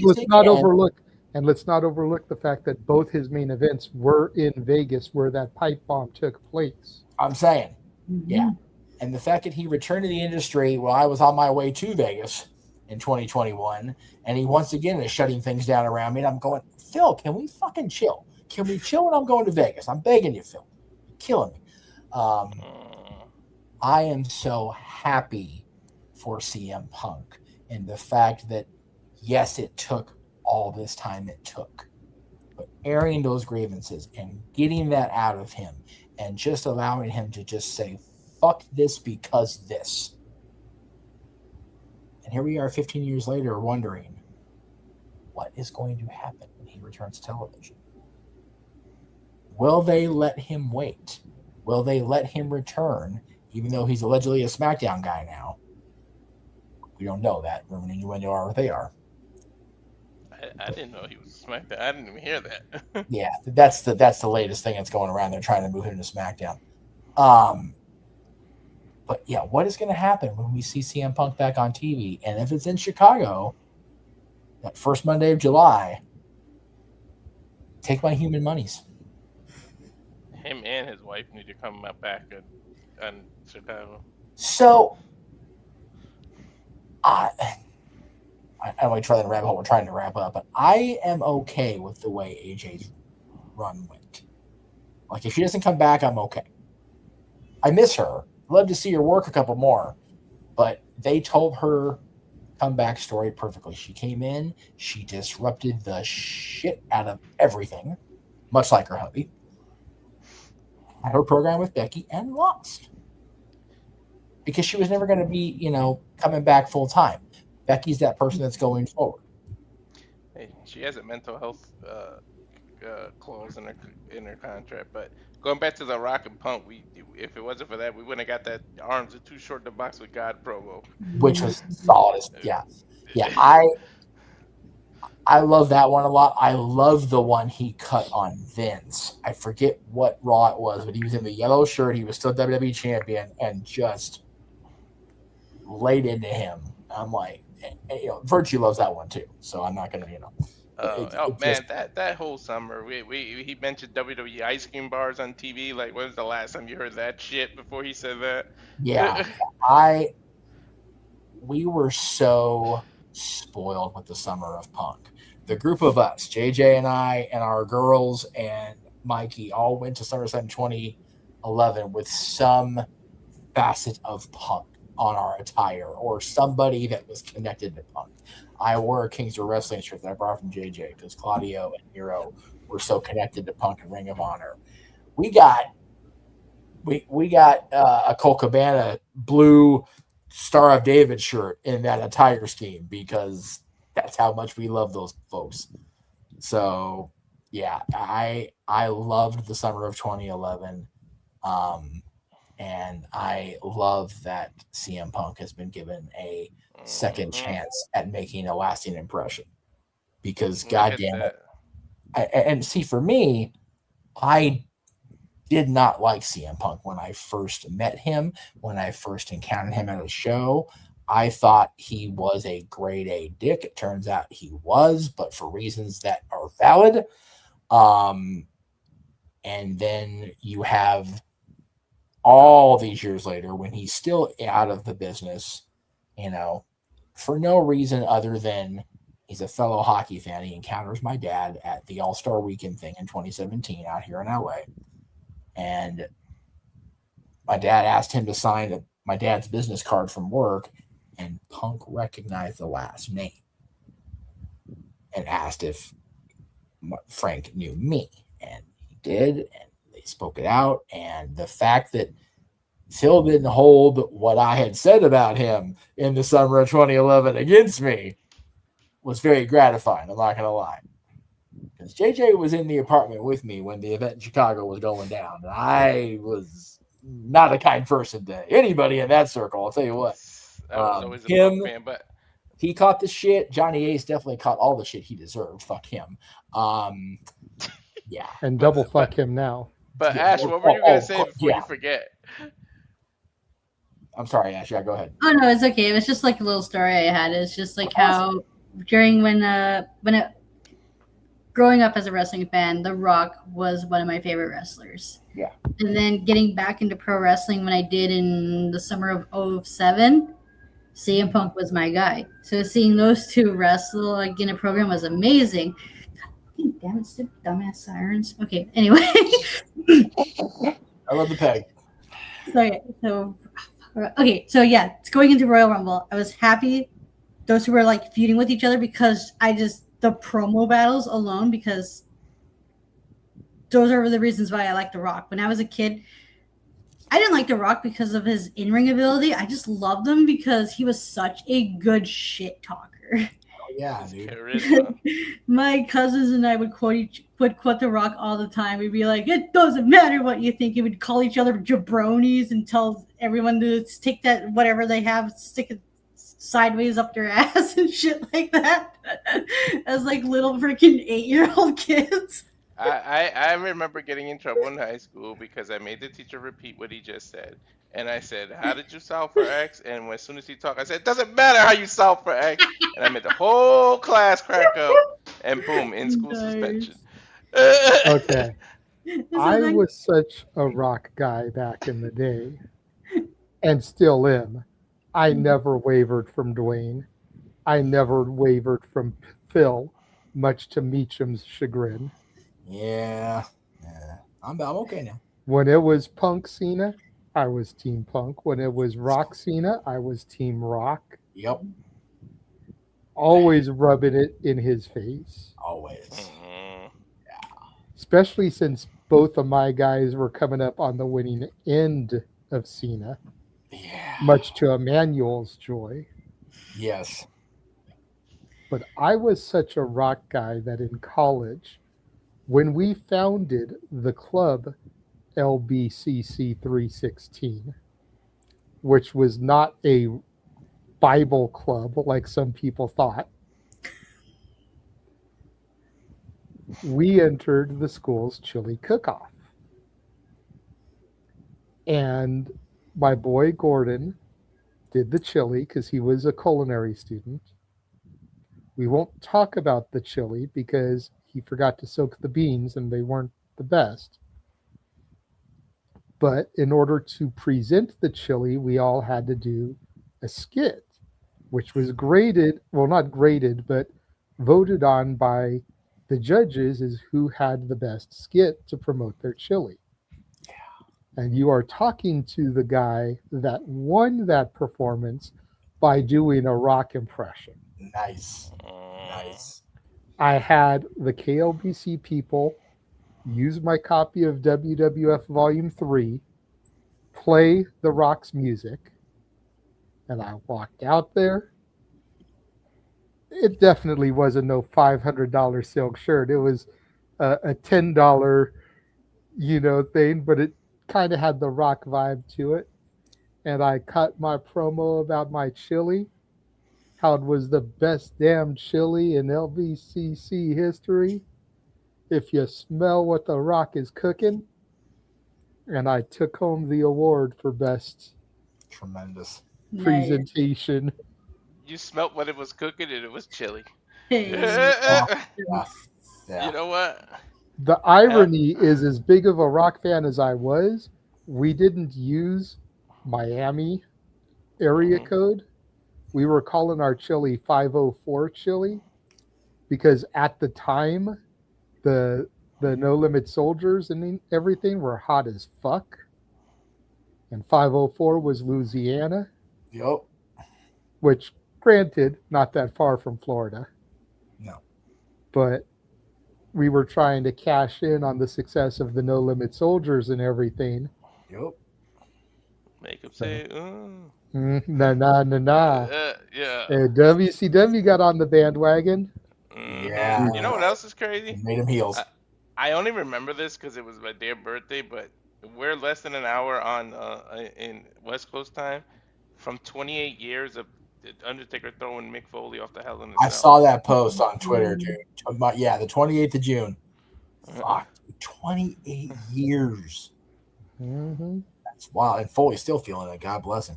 What a memory to have for your birthday, Walter. Right? On this day. Yeah. So yeah, I see Foley flying Royal off Rumble the there. hell in a cell. So when I was like Punk was going in as champion, and this is when the 430 plus day reign came to an end. So when The Rock won, my immediate reaction was, "Oh, cool! Yeah, The Rock won. One of my favorite wrestlers won." And then the sudden realization of, "Oh shit, that means Punk's not champion no more." Oh shit! Yeah. What have we gotten ourselves into? Yeah, because it should have been Punk Cena at Mania. It Yeah, we really see you, should Charles. have. Mhm. Yeah, I see you, bro. I'm not No. gonna ignore you. No, it should have I been agree. Punk Cena. Once in a should- lifetime should have been once in a lifetime. There should have been no twice in a lifetime. I understand Cena's redemption by beating the man who sent him down the dark path. But it should have been Punk Cena. It should have been Punk Miz the year prior. Yep. And it wasn't. And I totally understand why Punk left. And before any of us go any further, go ahead, Charles. So yeah, because that's his point about the Rumble 2013. I am going to lie here. I don't. I was like a full Cena fanboy back then. Still am, of course, but not as crazy. But I did question the whole why did Roxy need to happen again? What was the point of once in a lifetime? Yeah. It was so stupid. But and I thought the result of Punk losing the title was like, well, great. What's he doing at Mania? Oh, The Undertaker. Well, see, I am always going to be on the bandwagon of end of an era should have been end of an era. It was booked as that. Neither of those guys should have wrestled again. And I know we've got some pretty cool stuff out of Triple H and out of Undertaker after that. But, I don't think Punk needed to be part of the streak.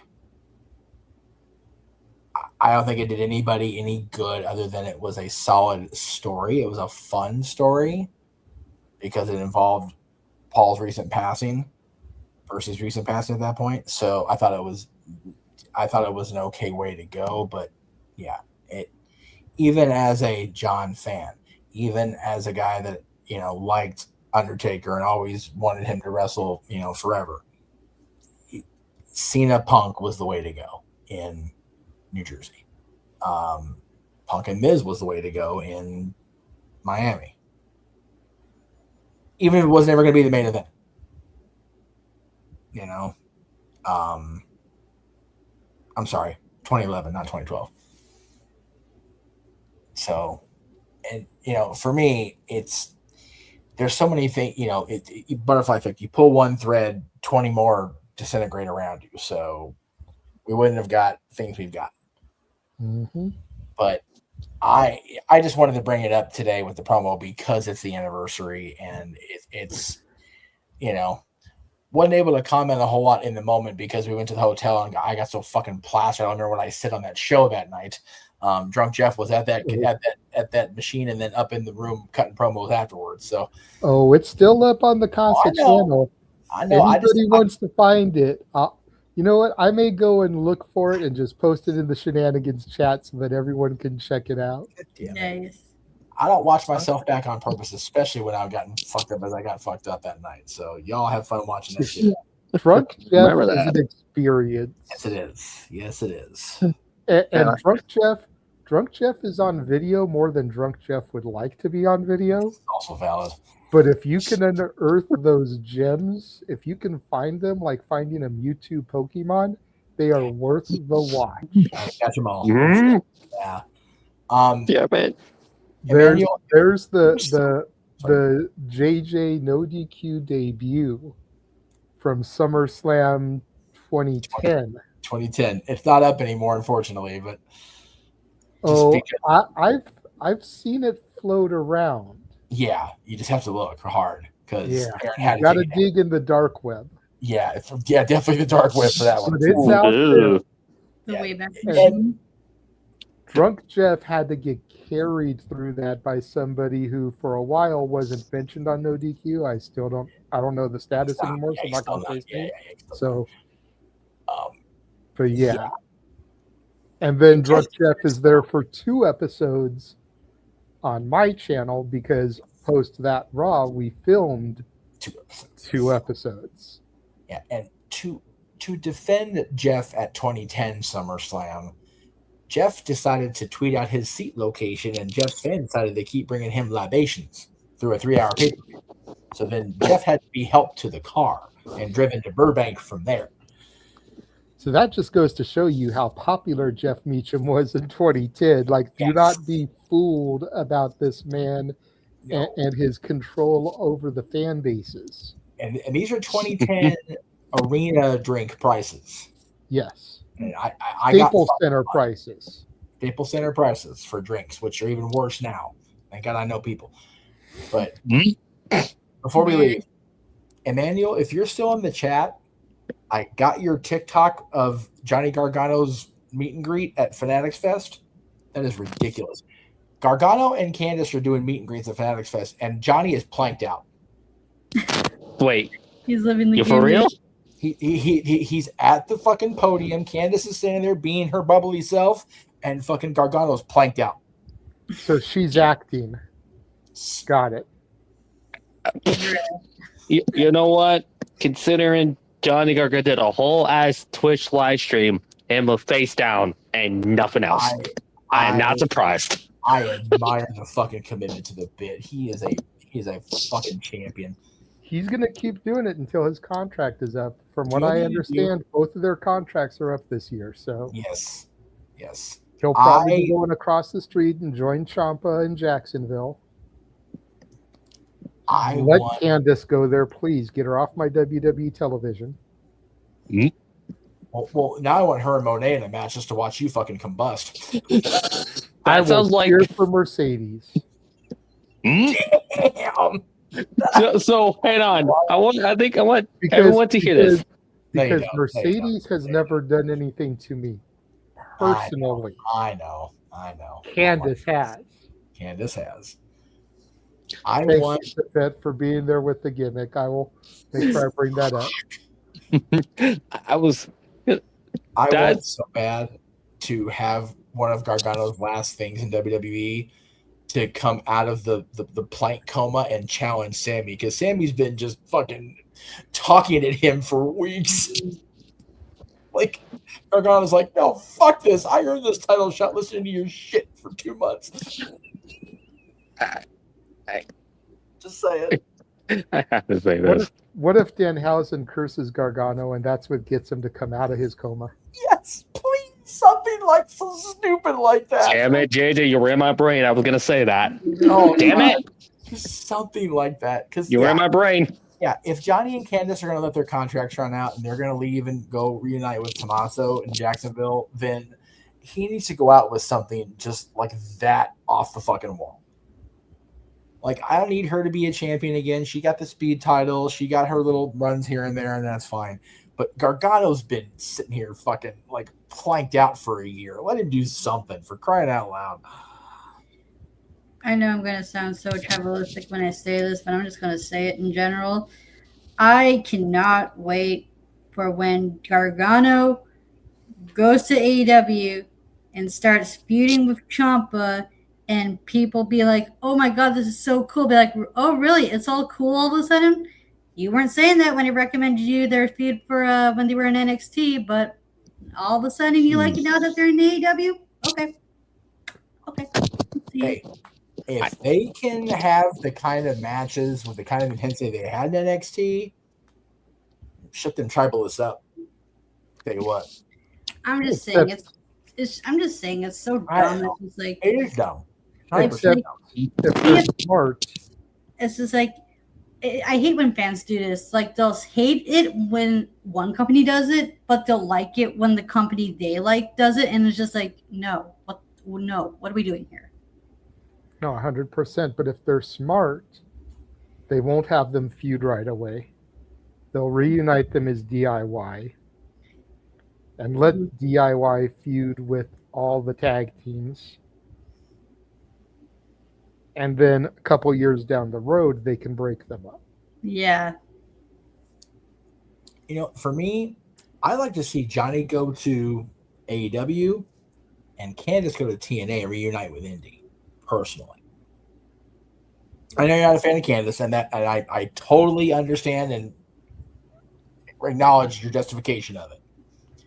But there's still... I can see it just because TNA needs knockouts and knockout Yes. tag I was about to teams. say that, yeah. Yep, they do. But that's... I'm only going to say no because I think they would want to stay together. I don't think Johnny and Candice would want to be separated.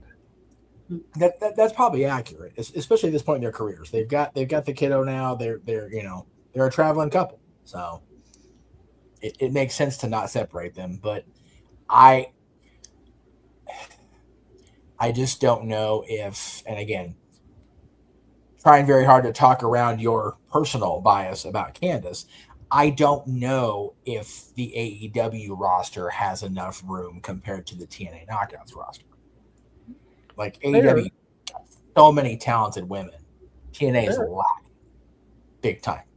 That's fair. That's definitely fair.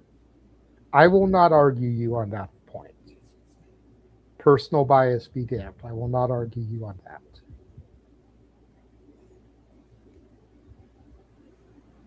But I think it's time to wrap things up. I would tend to agree. Let's go ahead and begin the shills so we can get out of here. Walter, I see your comment in the comment box, so I will let you shill first so you can get on out of here, birthday boy. Yep, you can find me on Rage of Wrestling, on the YouTube, the bread and butter of it all, the Instagram at walter.cruz.940, and on the X, Twitter, whatever the hell you want to call it, at Walter Alex Cruz. And yeah, thanks. Be a beautiful birthday present if everybody just subscribed. There's like literally 124. That'll take me way over the limit. Seriously, he needs 58 to hit his 300 goal. Let's make this happen, people. Yes, and even though it hasn't hit midnight here on the West Coast just yet, happy birthday, Walter. Thanks, everyone. I know you said that the GCW from tonight is in question tomorrow because you may have surprise shenanigans for your birthday, but you think you'd be home in time for the 5 o'clock show? Because Nick said he's available for that one. I'll let you know before then, because I have no idea what's going to go on. Fair enough. Keep me posted. All right. All right. Good night, Walter. All right. Good night. And there were foe.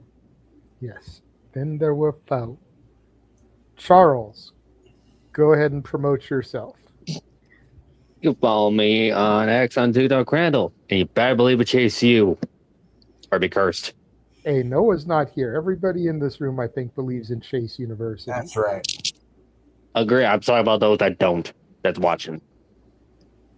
If you don't, and if you haven't watched yet, go watch the Andre Chance 2-part interview with Duke Hansen.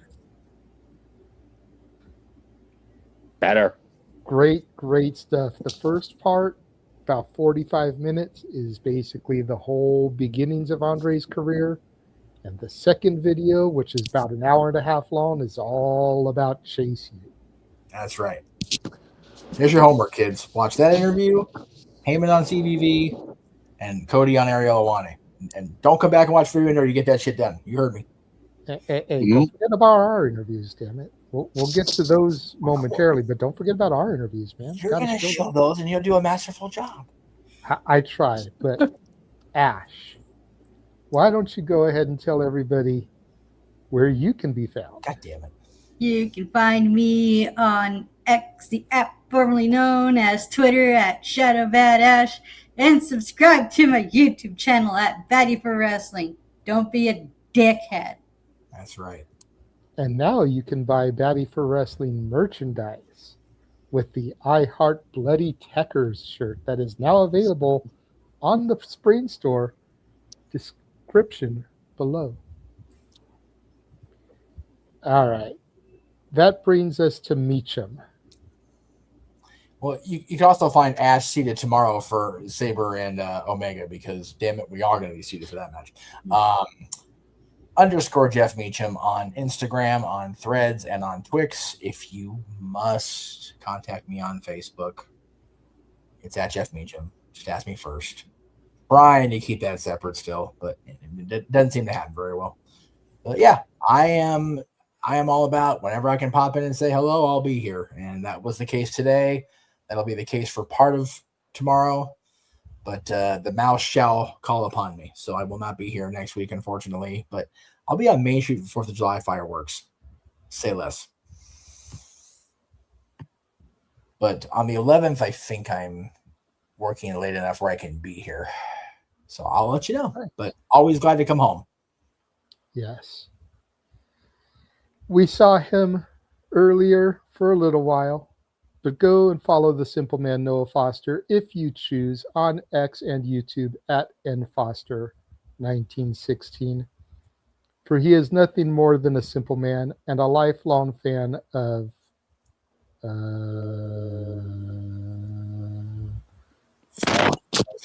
I'm not going to be able to do it like him, but professional wrestling. Damn it. Damn it all. That's right. Follow our resident Pink Ranger at Rangers of Wrestling on YouTube, Instagram, and Twitch. Datilla _ on X. And also make sure you follow her new startup, Pop Culture Powerbomb. That is PC Powerbomb on the X. And then there is I. Yes. God damn it. I love that. Leave. You know, should I do that one tonight, or because of Night of Champions, should I run with Jade? I'm good with either. Run with Jade tonight. Yeah, whatever works. You can find me on Instagram at the Renegade JJ Williams. YouTube is Casa D18 Studios. X is Casa D18 Studio. No S at the end. As Charles says, believe in Chase University. God damn it. That's right. I still think I did a phenomenal job on that graphic. Yes, you did. Yes, you did. And I love how I blend in so seamlessly. Like, at first glance, people don't usually catch it until they do the double take. It's like, wait a minute, you're right there. Center stage, baby. Literally front and center. Besides Right Chucky. between JC and Thea with Chucky in front of me, as I should be. As you should. That's right. That's why Andre Chase is looking the way he is. He's like, motherfucker, you're stealing my spotlight. This is my university. I think he's more looking at the fact that you're making yourself a JC and Thea sandwich with a side of Chucky. And then, of course, follow the Simply Reliable Studios at SR Studios 2024. That is where all of our big announcements get posted. That is where some of our streams get posted. Yes. Been posting more streams there than we originally were, but we seem to get a lot more views through that. So the key is just flipping those views to subscribers. You know, and that's what we're working on. That's what we're working on. But that's where you find all of our big promotions, like our interviews, which, if you haven't already seen it, go back into the archives and check out our interview with Royal Prestige from earlier this week. You can also find the link on nodq.com. Shout out to Aaron Rift for posting it there. Yes, it's the link to his YouTube channel and the interview, but beggars can't be choosers. We're getting promotion, goddammit. I'm saying. Make sure you guys tune in this coming Thursday, as it was announced and confirmed in the spaces that we will be having Nasty Leroy on for an interview. Nasty Leroy is on the poster for GCW's Backyard Wrestling Show, which will be Sunday, July 5th, from an anonymous backyard in America. Oh, wow, next Sunday. Mm-hmm. So we will be having him on ahead of that to discuss his career, that show, training at the Nightmare Factory, and so much more. I am still working out a time, but I think I can go ahead and acknowledge and announce that come July 8th, we will be having a Hogan on the show. Kiera Hogan, that is. Yes. The former two-time TNA Knockout champion and one of Jade's former baddies will be on the show. We also have confirmed for July 28th, once the 90-day non-compete expires, we're going to be having the former Joe Gacy on for an interview. I am really looking forward to talking with him. I'm looking forward to watching that one. That's going to be good. As I used to have my show back in the day, I'm curious to go inside the mind of Gacy. Scary place. Oh, I'm sure. I'm sure. I can have no doubt of that. And then for those of you in the Tennessee area, July 11th, Pro Wrestling Symphony is having a free show. Yes, free. F-R-E-E, entitled of all things, Free for All. And we will be the match sponsors for their tag team title match. Nice.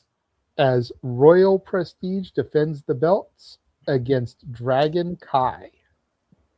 Damn. I thought that was the graphic that I had in there, but I guess it wasn't. What's up, Charles? I see your hand up while I grab the graphic. I like how the image that was a full blown game freaking thing. That was kind of cool. That is cool. I ain't gonna lie. Yeah, there it is. There it is. The game comes to mind. That one. Yep, and it's Super Smash Brothers Melee. Is what that makes it better. Yes, yes. That's Is it better? Yeah. Now that I see it, I can't unsee it. Yeah, yeah. But there's I saw it instantly. With our logo on there, sponsored by Simply Reliable Studios. I love that. 2 weekends from now. Yes. And then we showed it all off earlier, but we'll run through the merch one more time. Again, link in the description below. You can get the Simply Reliable Studios shirt. You can get our Halloween themed shirt where the logo is made out of bones. You can get our Christmas themed logo. You can get our very own Saturday Shenanigans shirt. You can get a shirt for Walter, the Rage of Wrestling. You can also get Walter's I Speak Typo shirt. That is great. That is You great. could also get Ash's I Heart Bloody Techers shirt. You can get the Emmanuel card shirt. That may be my favorite, I'm not going to lie. And you can get your very own We Want Mina shirt. Jesus Christ. Mina and her Shirakawa's on display. Good Lord Almighty. Yep. It's too late for that shit. I gotta go to bed soon. Go on down there. I gotta work tomorrow. Fuck. So Anyway. go to the link in the description, buy the merch. Yes. We might try to figure out something for the first fan that buys some merch and submits a picture of it. We may try to come up with some kind of giveaway. Yeah. And I just personally want to again thank Aaron Rift. AaronRift.com. Yes. At Aaron Rift on Twitter, X, Twitch, whatever the fuck. Because that's still mind fucking me. We're broadcasting on his channels, whatever channel it is. It's still weird. The original pitch was for the No DQ channel, but he was concerned about the algorithm with the watch alongs and then his reviews and 100%. everything. And like, I get it. I still don't fully understand algorithms, but he's been doing it for way longer than I do. Hell yeah, dude. So I totally get it. However, he did say that if the views are up there, You know, if he sees like a big audience, then he may go ahead and just say fuck it and Yeah. start putting it on the No DQ channel. So Shit. we had like 450 people watching our watch along today. We've got almost 125 people watching us now. I love it. Again, a good chunk of those people are on his channels. You know, because when you really think about it, Shenanigans maybe cracks 20 people on a normal basis. Yeah. So, but as Jeff said, thank you again to Aaron Rift for allowing us to be on his YouTube and X pages. Make sure you follow everybody. You've seen the handles. So for all you people out there that are watching on Aaron's channels, again, we don't put everything that we do on them. We've been allowed to put our interviews, Shenanigans, and the watch-alongs of the three major companies, WWE, AEW, and TNA. We're not even sure if that extends to Ring of Honor and NXT yet, because those are under the AEW and WWE umbrellas. Yeah, those are subsidiaries. You know, but we also don't have a way to do NXT watch-alongs right now, and Ring of Honor does like 3 shows a year, so we got time to figure out if we can put that up there. But for right now, it's just WWE, TNA, and AEW. Yes. So if And you we're want to grateful. see some of the stuff that we have in our watch-along trailers that aren't those companies, you need to be following the rest of us, because that's where you'll find those shows. If you like New Japan stuff, subscribe to Batty for Wrestling and Noah Foster's channel. Yes, exactly. So for Nick, the Canadian King of Food, for Walter, for the Simple Man Noah Foster, for Charles and Grogu, Yes.